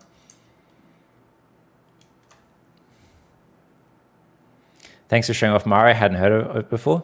I mean, Mari is an amazing program. I can't really demonstrate the power of it because I don't know it yet. But in the future, we will. Like Mari is the main texturing program of the industry.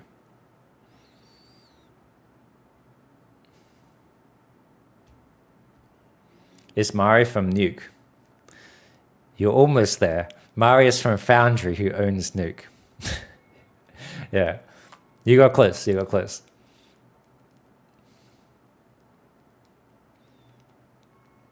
What's Blender to me? It's just another program. It's just not what we use at work. I'm baking textures right now. Should I explode the geo for animated parts? I would if I was you. Yeah, like that. If you were doing your baking, like I probably will have to do that, right? Like when it comes to actually doing like baking and stuff like that, I'll probably have to take this stuff out so it doesn't put the ambient occlusion on this. But yeah, you're right. You'd have to explode some parts of the geo for baking.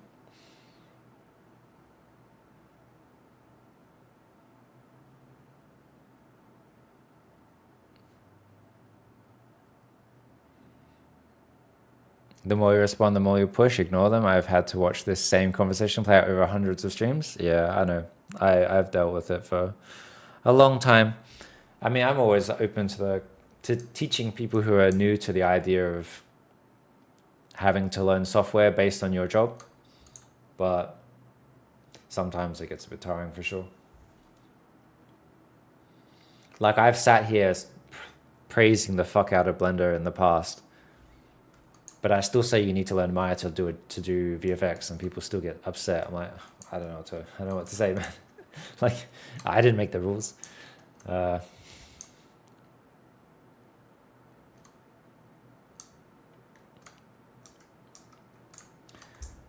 are we doing? I thought it had calmed down a bit since we had our new common enemy AI, but I guess not. Any tips for organic modeler? Oof. Wait, what? Who needs to learn hard surface in a hurry? I would get comfortable using creasing in Maya. I think, like Lewis, for example, one of my private mentees, that term sounds weird. One of the students that did a private mentorship with me, he came from an organic background and he found that using Maya creasing really helped him with hard surface.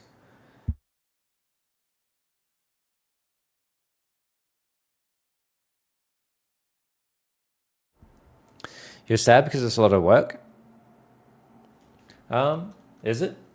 I mean, all you have to do is just take the pieces off. It literally doesn't matter where they are in 3D space. You could throw it over here if you wanted to. When it comes, because like, it's not like this is going to be your model, right? You're going to take this off just to bake this. You do your bake and then you bring it back in your standard model.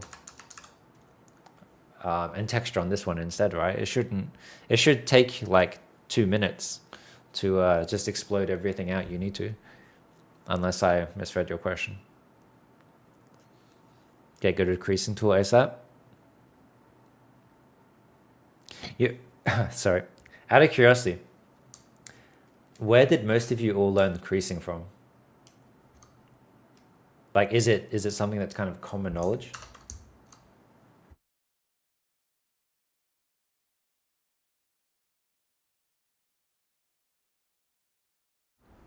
From me? You're from Max, are you smoothing groups? Yeah, sick. You learned it from me? That's so funny. Cause yeah, no one taught me creasing. I kind of just figured it out, I guess.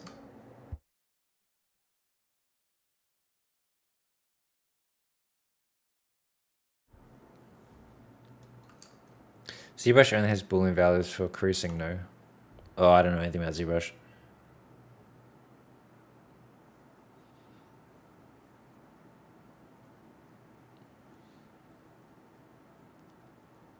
You're going to texture the exploded model? Nah, you don't need to texture the exploded model. All you need to do is make the exploded to do your baking and get your ambient occlusion and stuff like that.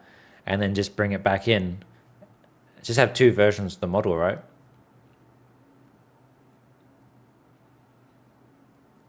You try it for the first time ever, prop, and then my instructor told me to leave it alone. Wait, what?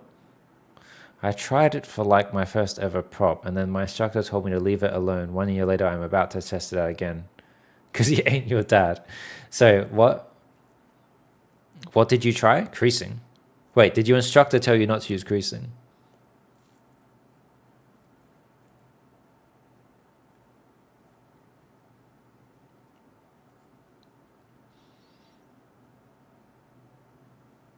And had bad topology? Yes, creasing. All right, so I don't use creasing as the final result. I use creasing to get the form. So I partially agree with your instructor. Like, I mean, I do this example so many times, but like I'll use creasing to get, oh my god, it's a super fucked up piece of geo. I'll use creasing to get like the basic interesting shape, and then I'll get rid of my creasing and triple edge this. So I partially agree with your instructor.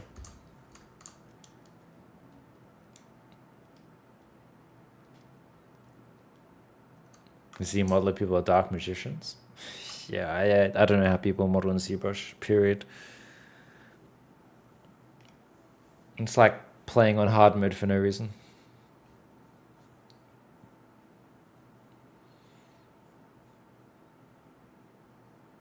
Do it in Maya like an adult. That's so funny.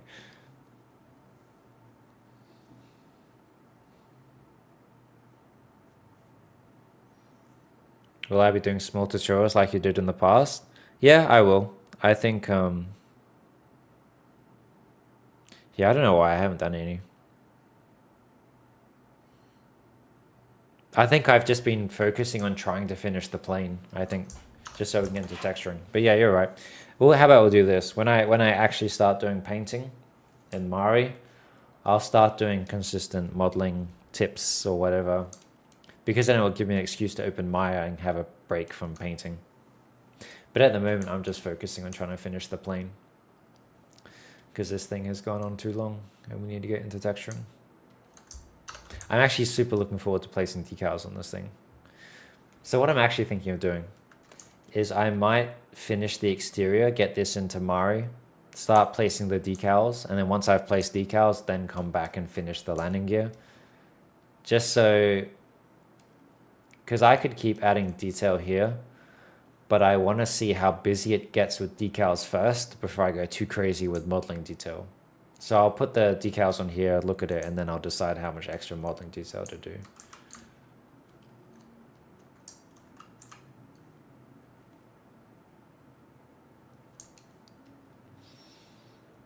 Placing decals is your favorite part? Yeah, I'm looking forward to it. Because this plane has a decent amount of cool decals on it. Where's a few of it? So yeah, I'm looking forward. Because like, yeah, you look at this, there's like decals everywhere, right? Like I don't want to go too crazy and add model detail fucking everywhere. And then it turns out the decals just overcrowd it.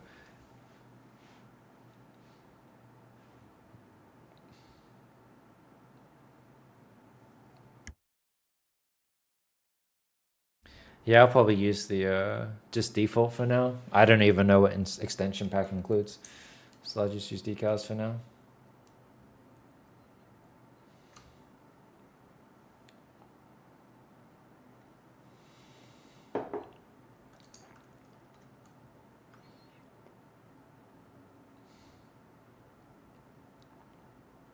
Can you show your layout settings in UVs, like how much tile numbers are set? What do you mean? Do you mean like, what do you mean?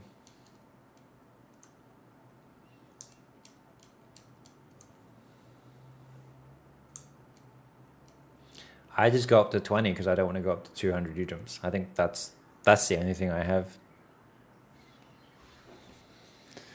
I saw that Doom Eternal models were made in ZBrush with sub-D workflow is insane. Yeah, Doom Eternal models are sick. I mean, for characters and stuff, it makes sense to do it in ZBrush first and then retopple it after, for sure. Especially when it comes to games, because they bake high res to low res. In VFX, we don't do that though. Modify a tab layout. Tab layout. What do you mean?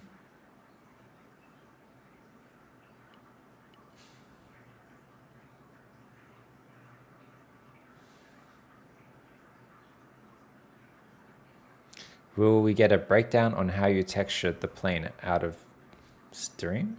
Out of stream? What do you mean? Do you mean like a ArtStation post or something? I mean, I might do a breakdown afterwards. Size and models are made with hard ops box cut and a full of anglins.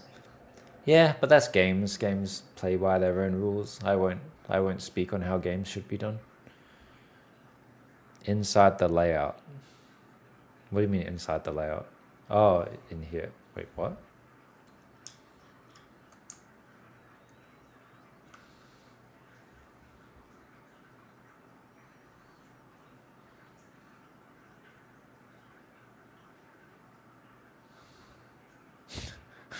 What is that? Welcome, little helper. The Stream Stars project. I did, but unfortunately that's all lost to the Twitch VODs. I'll show you what the earliest file used to look like though. Reference editor.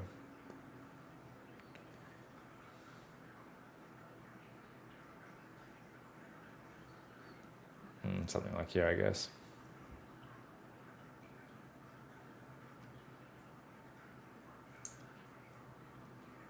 Oh, let's turn these things off. Oh, it didn't bring these nodes? That's annoying. God, what a sick model. This is what the model used to look like. Very cool.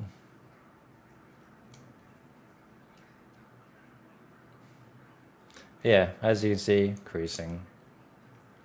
Basic shapes. But yeah, we went from that to reference, remove, to this. Bit of a change.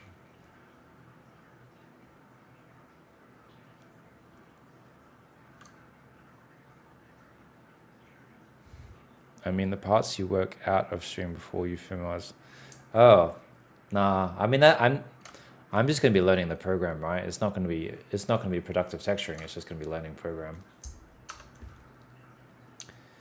I'm not gonna actually do anything. I'll just be learning how to do shit, I guess. Making a starship. We're making a spaceship. An airplane from Macross Plus. Okay. What do we have left here?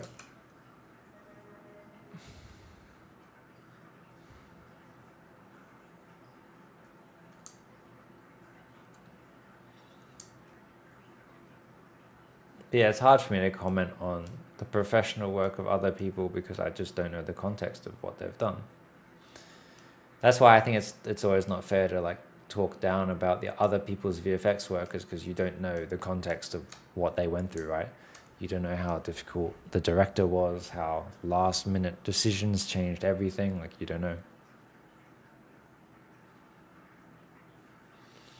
Like, you can say, oh, this VFX looks terrible. But who knows? Maybe they were given a day to do something that should have taken 5 days. Stuff like that, right? We're going to put these lights. No, let's put them up here. What is this? Oh, it's the turbine. Sure, why not? What is this actually?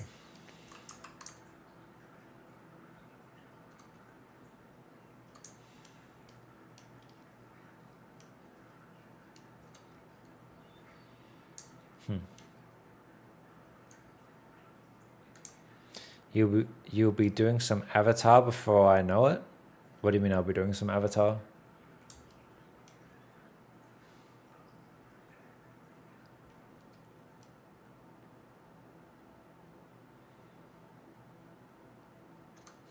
Mari? I'm so confused. Are you talking about Avatar the movie?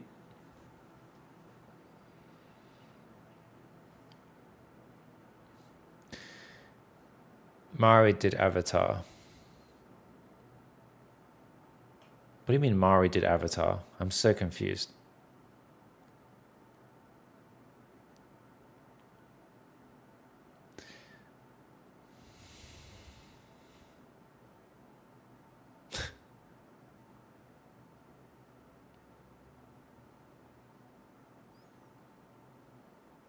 Oh, okay. Sorry, I'm getting confused. I thought you were asking if they used Mari to do Avatar. I don't know. I mean, of course they did, but yeah. Getting reacquainted with Blender since the middle of December, working within a set of constraints and a tool that's giving me trouble. It's been fun modeling though. As long as you're having fun, that's the only thing that matters, for sure. I need to refill my water. I'll be back in a sec.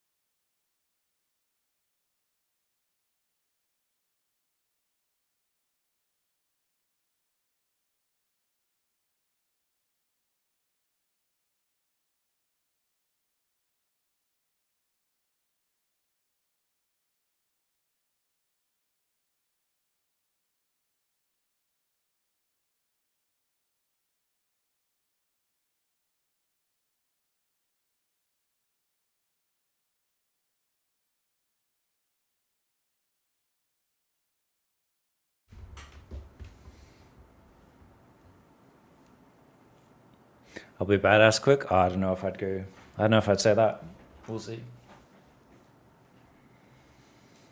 So for me, it was like I feel I'm becoming stagnant in my career, and I need to learn some new tools or whatever. But I would rather just learn texturing instead of learn organic. I'm so against like organic modeling. I would rather just learn a different discipline instead. But I feel like with learning texturing, I can take my hard surface experience into texturing much easier than my modeling into organic. So this makes sense for me, I feel.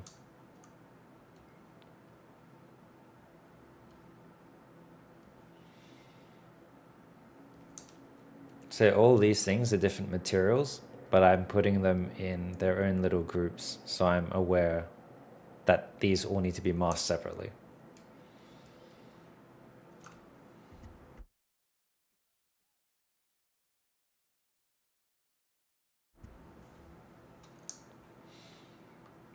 What else do we have left down here? Oh, interesting. Oh, wait, no, these are those. Okay. Metal. This could also be useful.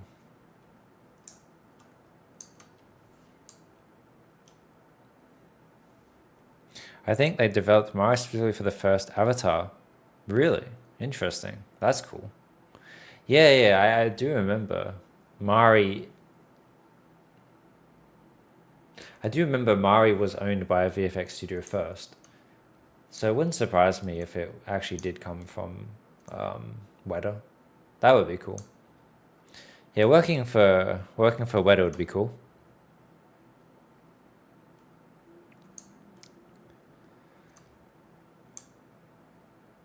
Who does anyone know who made Nuke?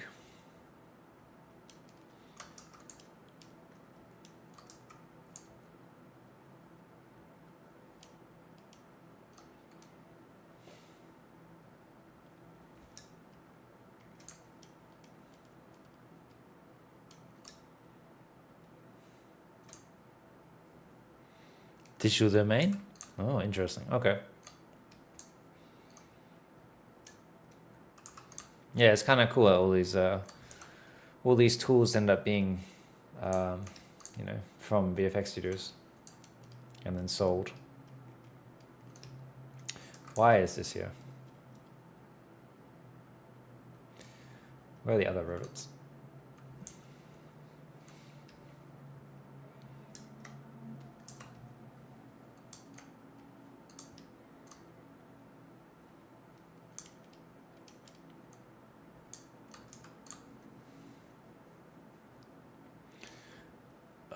Six. Okay.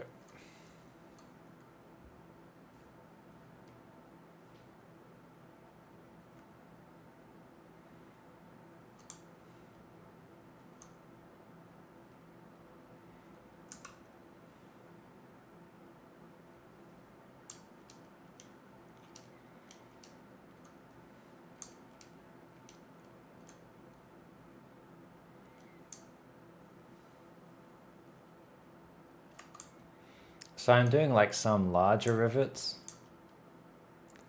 but then I'll do smaller rivets on other parts. I didn't want to have to manually place a lot of rivets.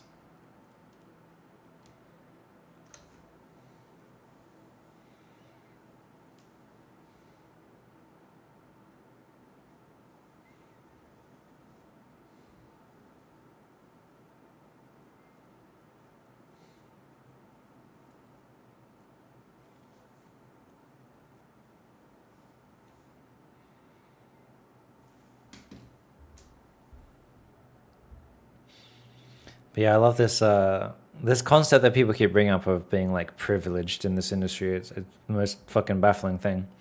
If you want to use free programs, like go ahead. There's nothing wrong with it.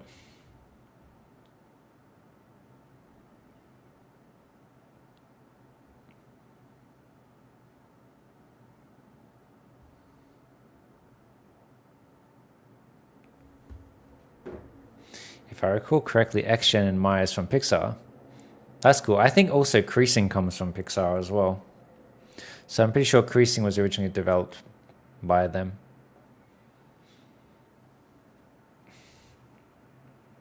But then creasing obviously works much better for Toy Story than it does, Spaceship.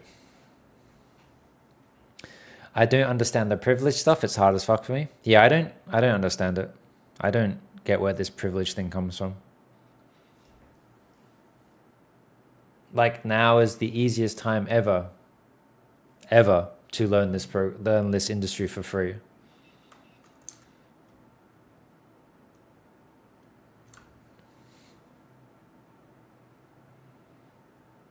One could also get a sailor's license. Yeah, I mean that. Exactly.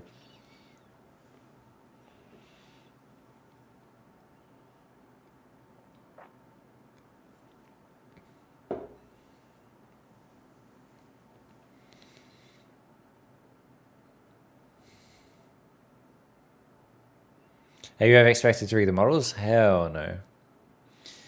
The only thing we do is I do animation, or like grouped animation to like show how things are meant to articulate, and I do animate groups so I know, like, say for example, that the landing gear will fit into the bay and stuff like that, right?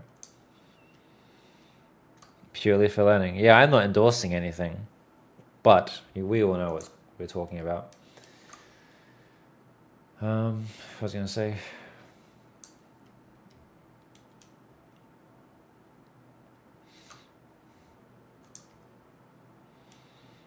Yeah, the whole look at you, snob, learning Maya, you're so privileged. It's like, come on, man. Like, I didn't have any money when I was first learning this program either. Like, come on.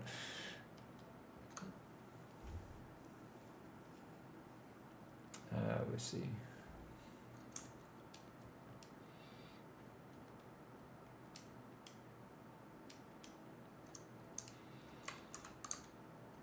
You know, it's actually funny on the subject of, this, we talked about this briefly in another video about, like, should professionals charge for mentorship and stuff like that, and how, that is essentially saying that industry is only for the privileged, right? Because they're the only ones that can afford these sorts of things, right? I think that's really funny. At least half of the people I have with private mentorship are all in the industry already. Like, they didn't need it to get into the industry. It's just they're in the industry when they want to learn directly from me. So they've put aside part of their income. Like, it's not like these are wealthy kids or some shit. They're like just normal people that work in the industry already.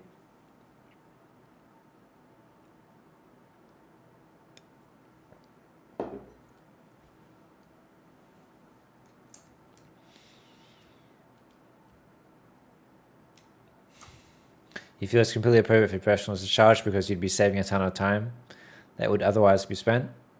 I think it's worth it for sure. Like, I did Jama Jurubai's mentorship. I thought it was extremely invaluable.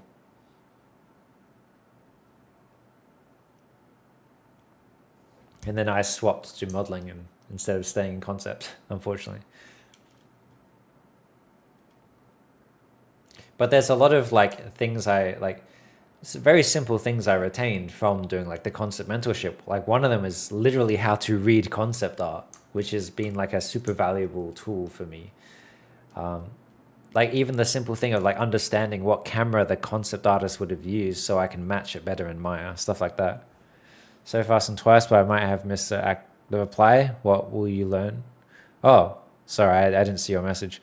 What will your learning resource be for Mari? So I'm going through Michael Wild's Intro to Mari tutorials. I'll link it actually because, Michael is a cool dude. And then I'll just hassle my friends on what I should be doing. So I want to learn like the basics. So I want to learn the basics from Michael, and then I will learn the specifics from other professionals.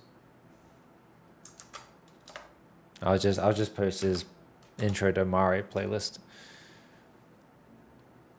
It's weird because private mentorship is actually viewed quite favorably over in ZBrush land. Interesting.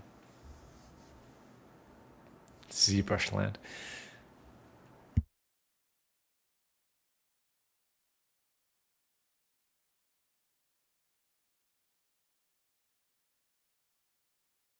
Yeah, Michael's a cool dude. Michael talks super fucking fast, but I like it because it's just direct. It's just like a waterfall of information. So I like it. It's good.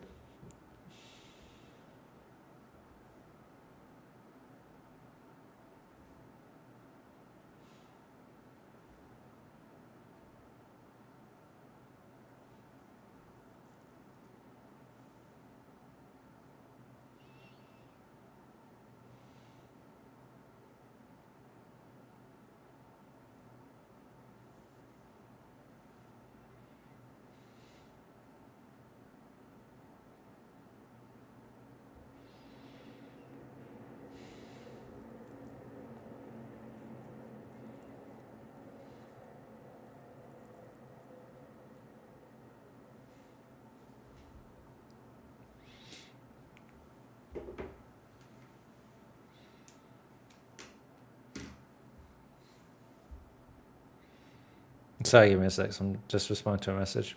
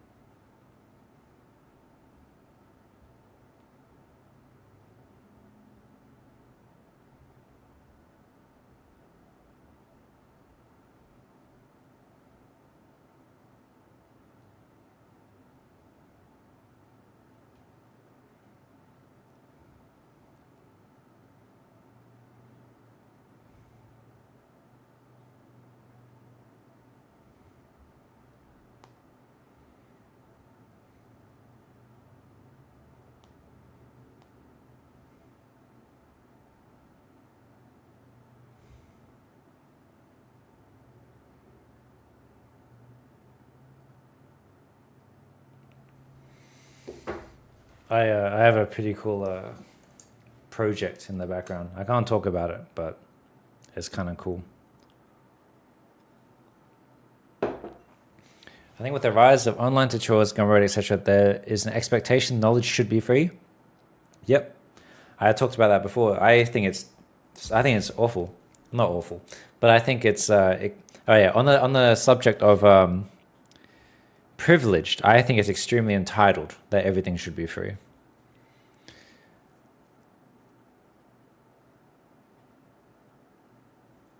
Is he a professional in the industry? Yeah, yeah. So me and Michael actually started our careers at the same time back in MPC.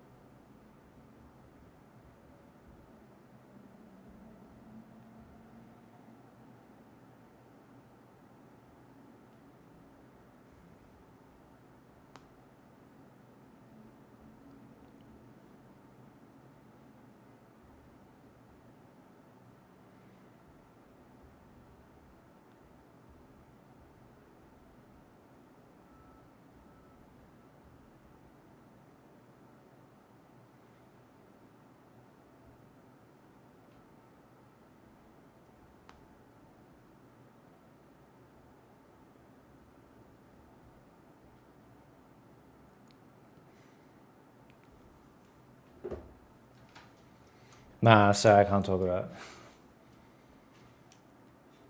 I'll let you know when I can. What are we doing?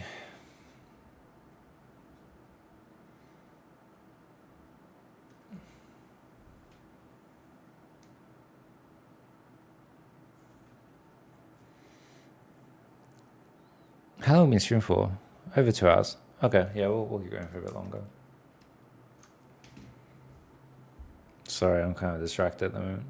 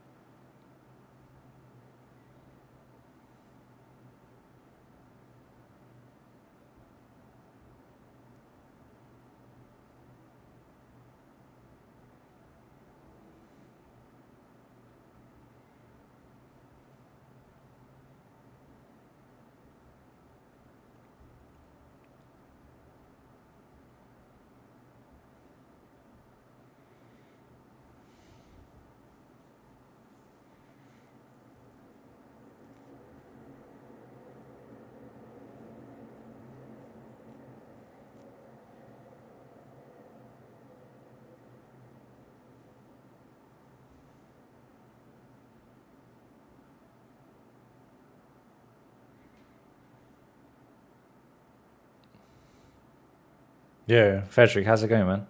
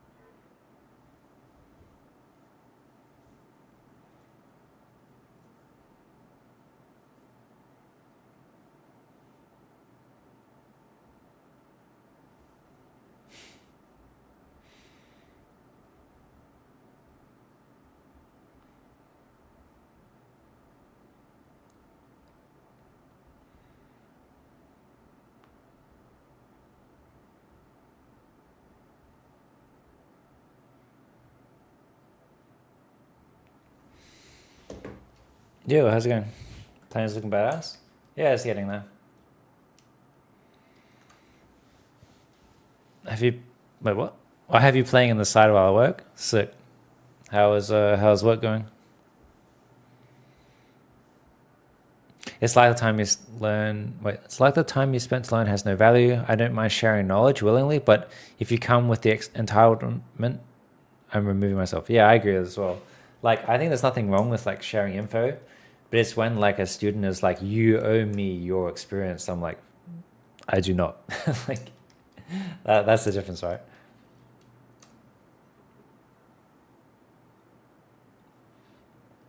Like, I'm all keen to have like chats on stream and stuff like that. But if people come in here and like get mad that I don't respond within 2 seconds, I'm just like, I'm fine to read the chat, but like if I miss your chat, it's nothing personal, right? Like I'm reading two chats at the same time. Or if you come in here just to be an asshole, you get kicked. Like as simple as that. I am not gonna miss these random people. Let's see, what's all this stuff? Oh shit.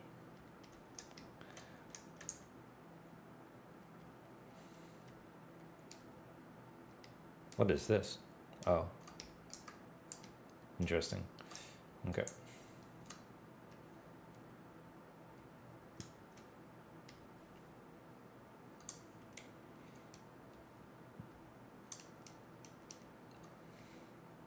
I'm just going to put this on top of this for a second. Okay.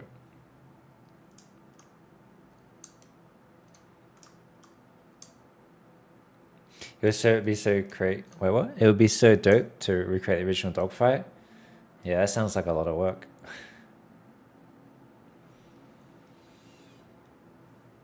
Yeah, after watching people and talking to people like Saima who did like Astartes and stuff like that, I always wonder like, would I really want to go to the effort to make my own short or something? Like that's so much work.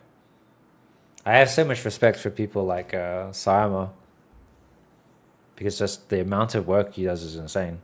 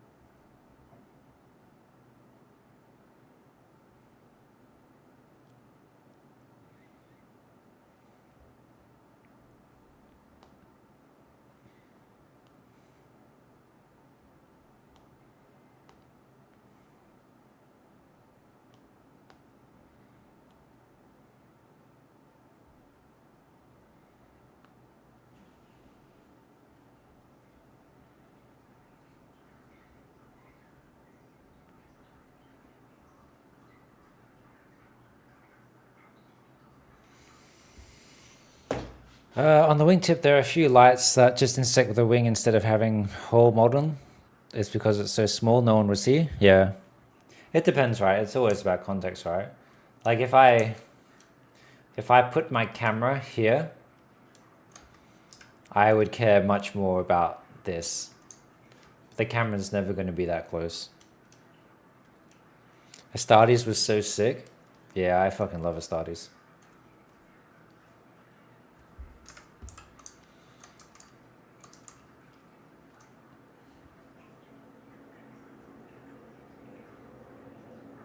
I've been working on my own short for a year. It's way too much, but I'll keep going. You're doing your own short? Sick. Can you talk about your short at all? Like what are you gonna do? You're still in R&D, that's so funny. 3D is too much work and barely appreciated. Yeah, it is what it is though.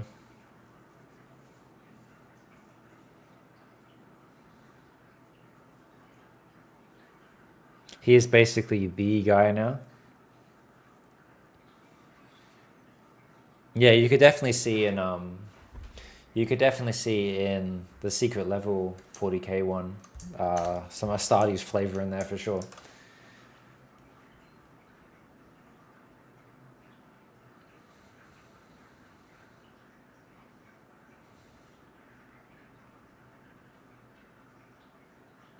You had at a local art college a few years back, I had a student start screaming at me that I should teach him for free. Wait, were you a teacher or are you also a student? He's in the credits? Yeah, I know. I was talking to him about it. How many Udums? This one is about 180 Udums for the base plane. And then we have the landing gear, which will be about another 20 Udums. The cockpit will be another 20 Udums. And then like the missiles and bombs underneath is like another 20 Udums as well on top of that. Oh, you're a fill-in teacher? I've had some students say real dumb shit to me before.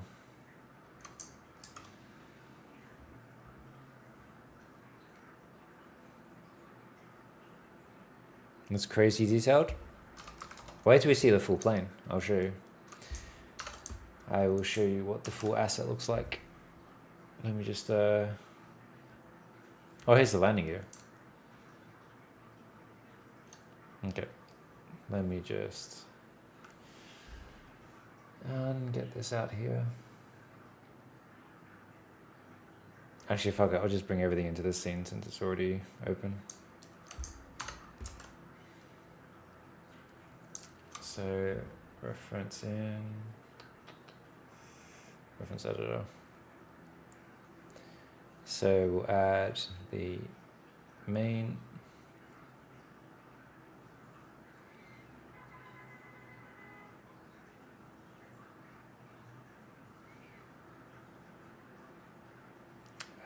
What else we need?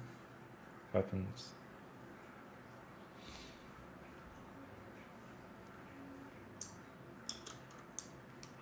Yeah, this is the entire. Oh shit!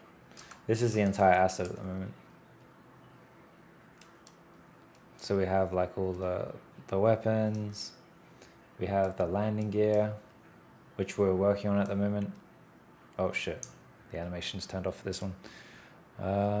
We have the cockpit over here. Shit, this is a decent amount of work, isn't it? I never really step back and look at this.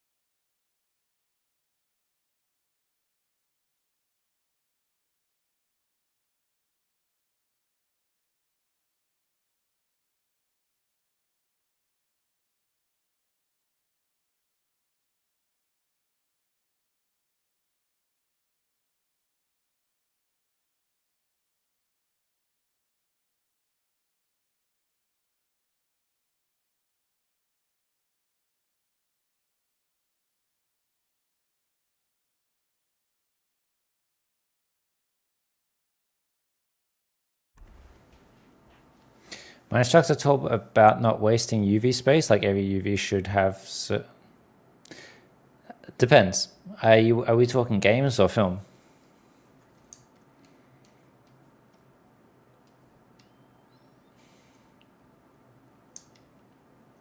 If we're talking film, then I disagree. If, say, for example, oh god, these UVs are not done. Maybe we won't look at this one then. In general, he told. If it's VFX, it doesn't matter. In VFX, we prioritize ease of use and flexibility in texturing over UV resolution, right? Like, you know, there's gaps in here, right? But it's much easier to keep it organized. Like, for example, I wouldn't fill these spaces with other random shit, or I wouldn't rotate UDIMs to fit them in because I want to keep the same flow of the ship itself.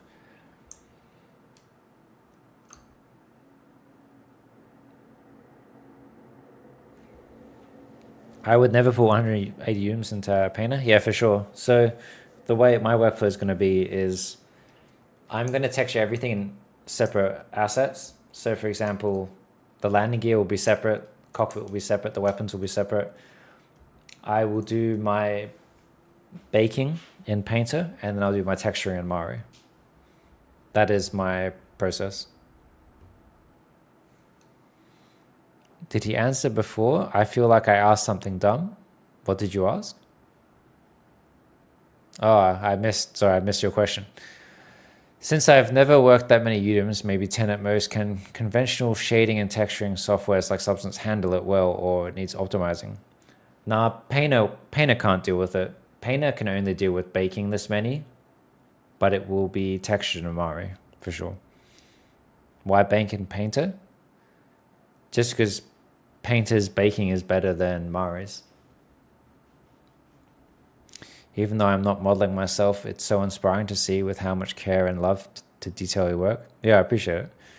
It really makes me feel I didn't push my personal work as far as I could. I mean, the thing is, you could keep going forever, right? Like, I could detail the fuck out of this part, but at some point we have to take the foot off the pedal and just do other stuff, right? What are my specs on my machine? I got a 4090 and 128 gigs of RAM. They're the most important things. Mari baking is now superior. Really? Not a single texture artist I've ever spoken to has said Mari baking is better.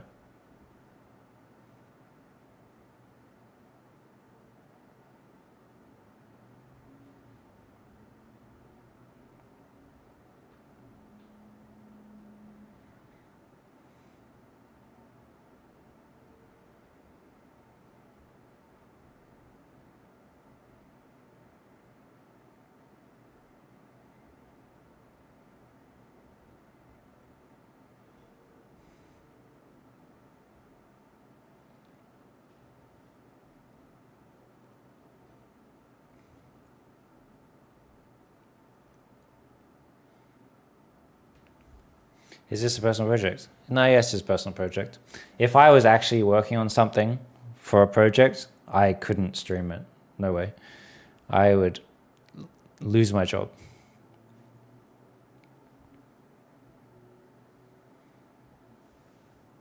Painter, you can set all tiles to 512 except the one you are working on makes texturing 50 UDIMs somewhat okay. 50 is okay, but this thing is going to be like 200. So I think Mari's the only way.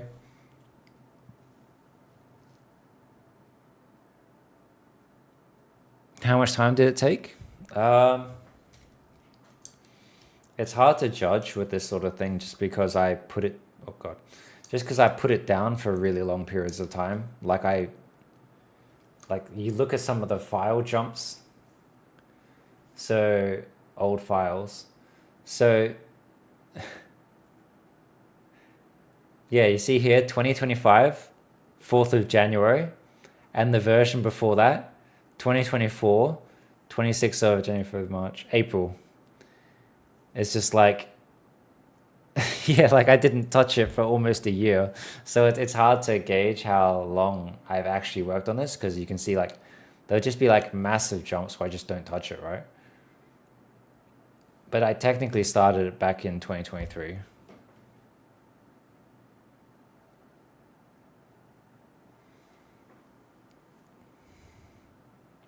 I use the toy as the base, but then, yeah, so I use the toy as the base for the base shapes, right? But then I look at real planes for the details. Was there a model that actually really challenged me? Not really, honestly. Not hard surface, at least. Even the most complex shit, like this, is still just a bunch of cubes and cylinders. You just spend more time building the cubes and cylinders.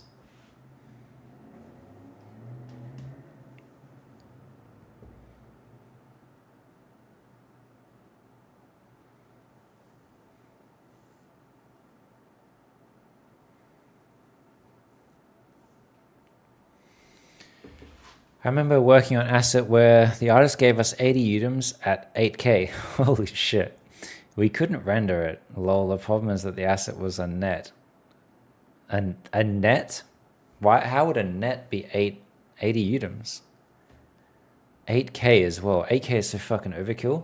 So this is going to be 180 UDIMs, but it's going to be 4K. Cargo net? Were you at DNEG during this time?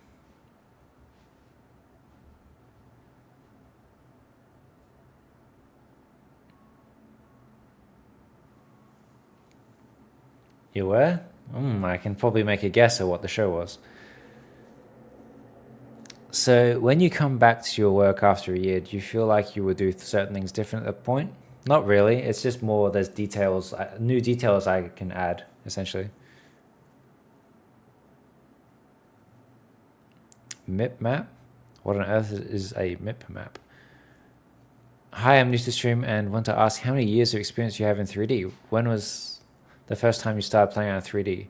I have... How many years of experience do I have? When did I start? 2011? 14, 15 years? But I've been in the industry for 12 years. Yeah, welcome to the stream. I guess for people that haven't been here before, I'll put my my demo reel up for a little bit.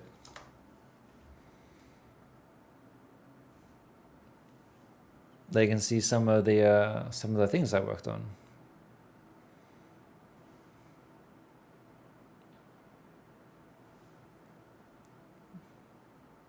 Meanwhile, I'm going to the restroom, but you can watch the demo reel.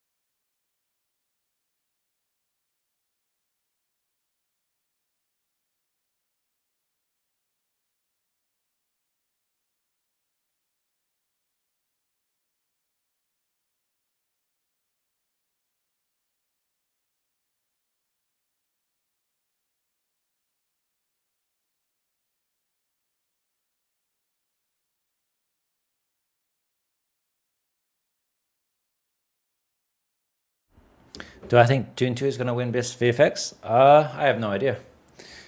We're in the running for the best asset for VES though. God, I can't fucking talk. So yeah, fingers crossed we get the VES for the Harvester.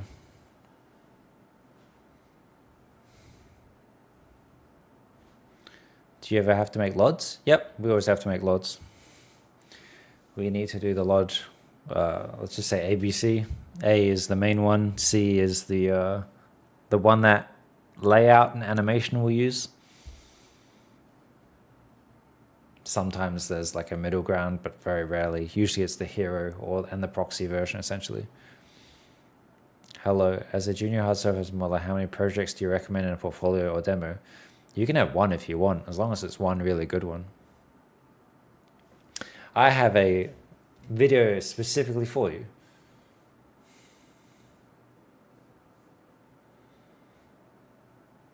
This one. Where I go over exactly what you're asking.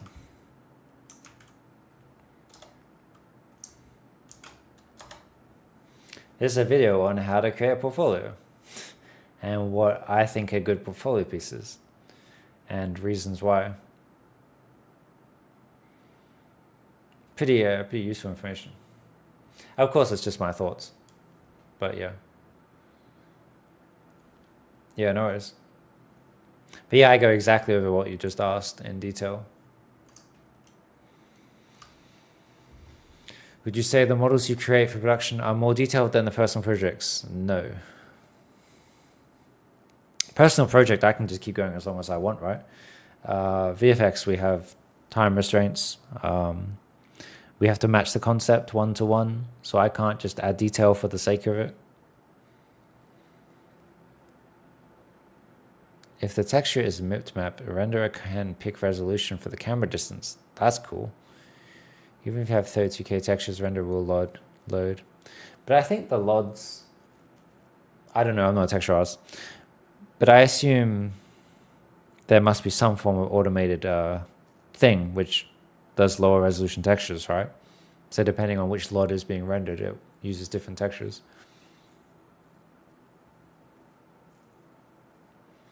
So I think it's got lost in the chat, but I'm saying think tank right now, heading into character art, but have no traditional art experience. That doesn't matter. Graduated university in history. Bit of a big adjustment. Any advice for a beginner?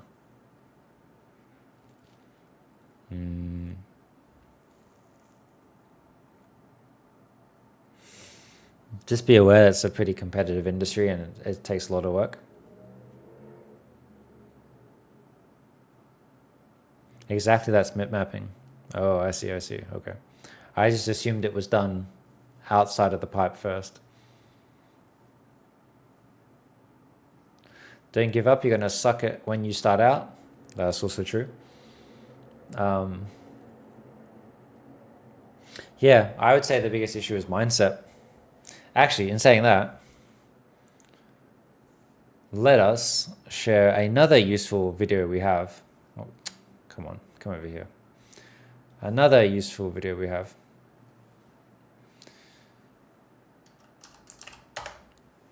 Where we talk to John about mistakes that juniors make.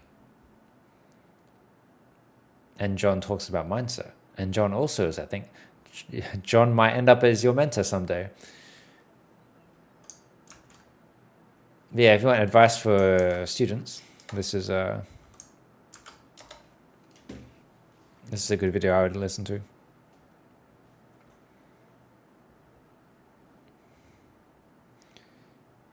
I feel like I have no time to suck, to be honest. I only have a year at Think Tank, and then I have to keep applying for... I think the reality is I wouldn't expect to just get given a job immediately out of school. That is something I think people have to realize.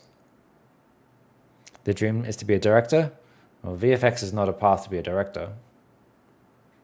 But I mean, I assume like something like that you do in your own time, right? I know supervisors in my industry that direct movies in their spare times. Or shorts, at least. You feel like you have no time to suck? I don't think you have a choice in that matter. You're going to suck at some point. No one... I mean, maybe that's to fire up your ass to make sure you do learn quickly, but everyone sucks at the start. That's just how it is, right? There's a video with Ira Glass called The Gap that crystallizes the idea pretty well for anyone trying to be creative. Interesting. Everyone sucks at the start. That's just reality. You can't get around that. This is why I'm hesitant to stream texturing immediately, because I'm going to suck at the start of texturing. But everyone sucks at the start. You can't get around that, really.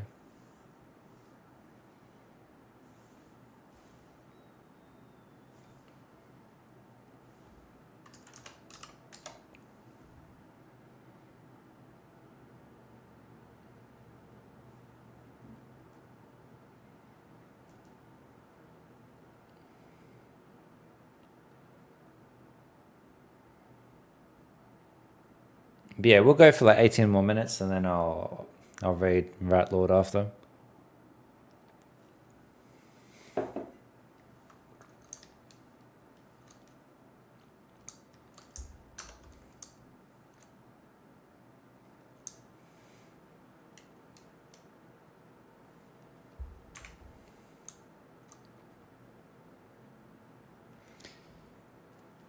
But yeah, I'm kind of curious. If you want to be a director, why are you doing character art? What is the game plan there?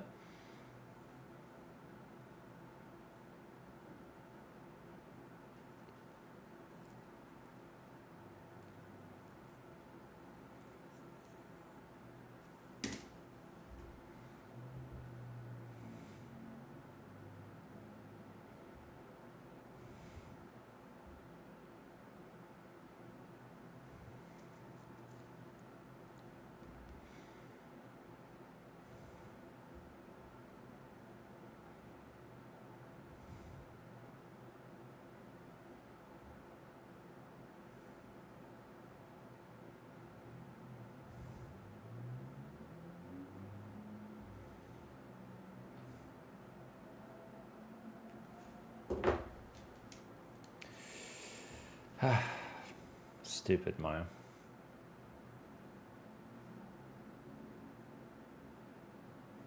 I assume this crashed. I mean, if I was Maya dealing with 180 UDIMs, I too would be fed up.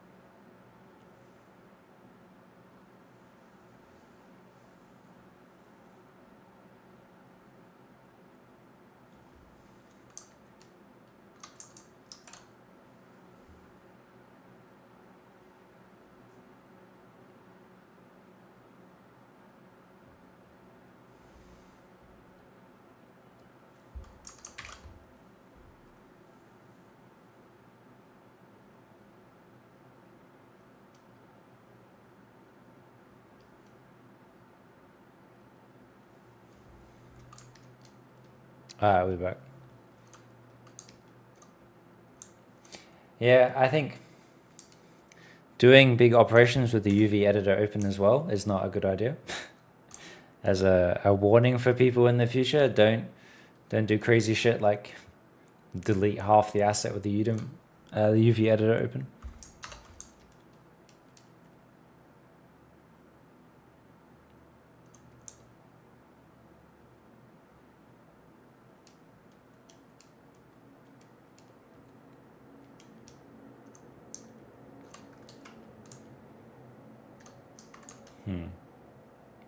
This is not the best.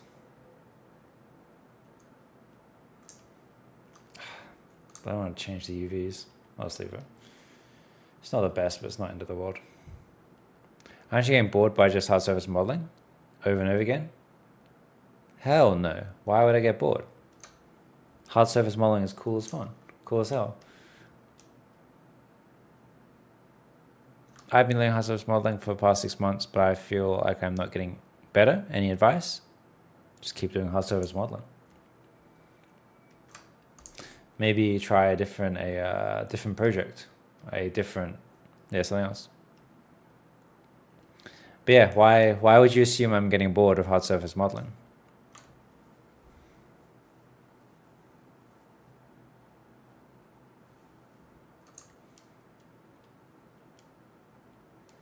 Getting some nice renders out, some interesting materials. I mean, I'm learning Mari as we speak. So I'm going to texture this thing.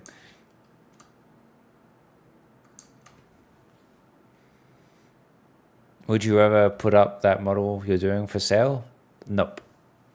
Because I don't own the IP of Macross, so I cannot sell the model. That's cool. Yeah, I'm trying to wrap this up now so we can start texturing within the next few weeks.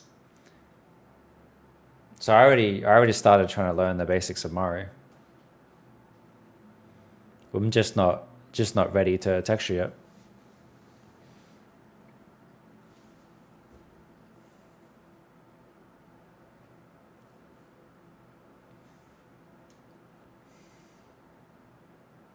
Yeah, I have a file already while I'm just fucking around with, essentially, just to learn the program. At the moment, all I'm doing is learning like the interface and where shit is at the moment, right? Still not ready to actually start texturing. But oh god, this navigation is annoying in the thing. Basic color. But it's kind of interesting seeing how crazy the UVs are. There's a lot of tiles.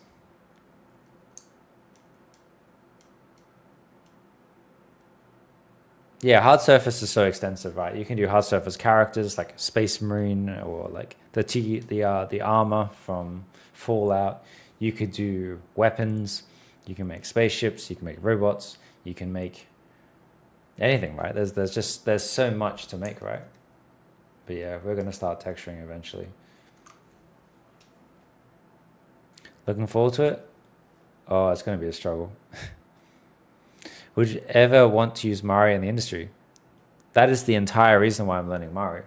If I just wanted to texture for the sake of it, I would just use Substance Painter or something. But like Mari is kind of like the main industry standard, so that's why I thought I should learn Mari instead. But yeah, I'm looking forward to learning how to texture. It's gonna be fun.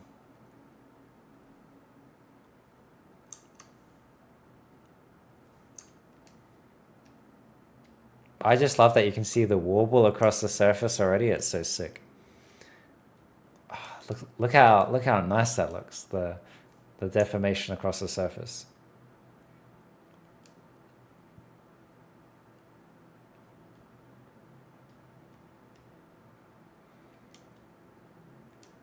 Yeah, I'm always a big fan of putting this sort of stuff in the model. It makes the texture artist's life so much easier.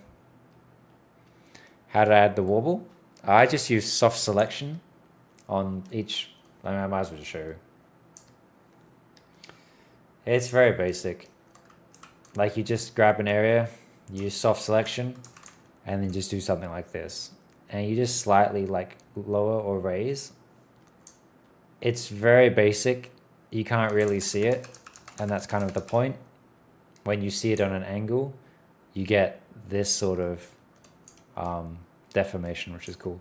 And I think what's also nice is having, see, the panels themselves are slightly offset.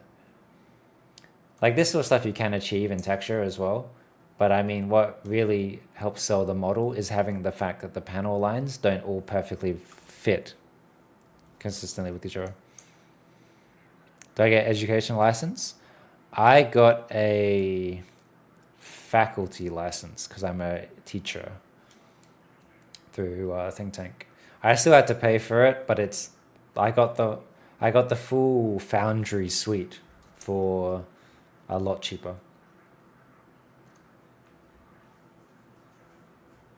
So I might do some Nuke stuff as well on stream.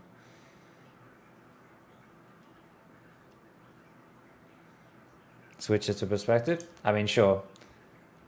But if I put this thing with a 300mm lens anyway, it's not going to matter too much. Because this is a really low thing. The focal length is quite low for this, or wide. I mean, I usually like rendering with like 200, 300mm anyway. But yeah, it is what it is. I'm getting pretty hungry, so I'll probably end the stream here. Let us go raid Rat Lord.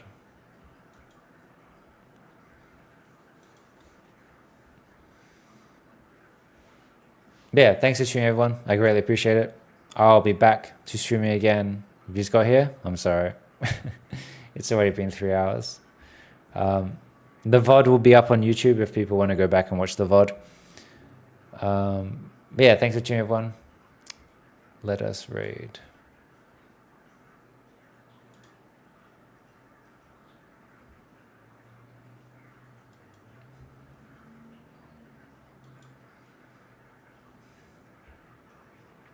But yeah, thanks for tuning in, everyone. I greatly appreciate it. Next stream will be back again on Tuesday night. All VODs will be on YouTube because Twitch doesn't hold the VOD. So if you want to watch the full stream, you can go back there. But yeah, thanks for tuning in, everyone. I'll catch you all later. See ya. Bye.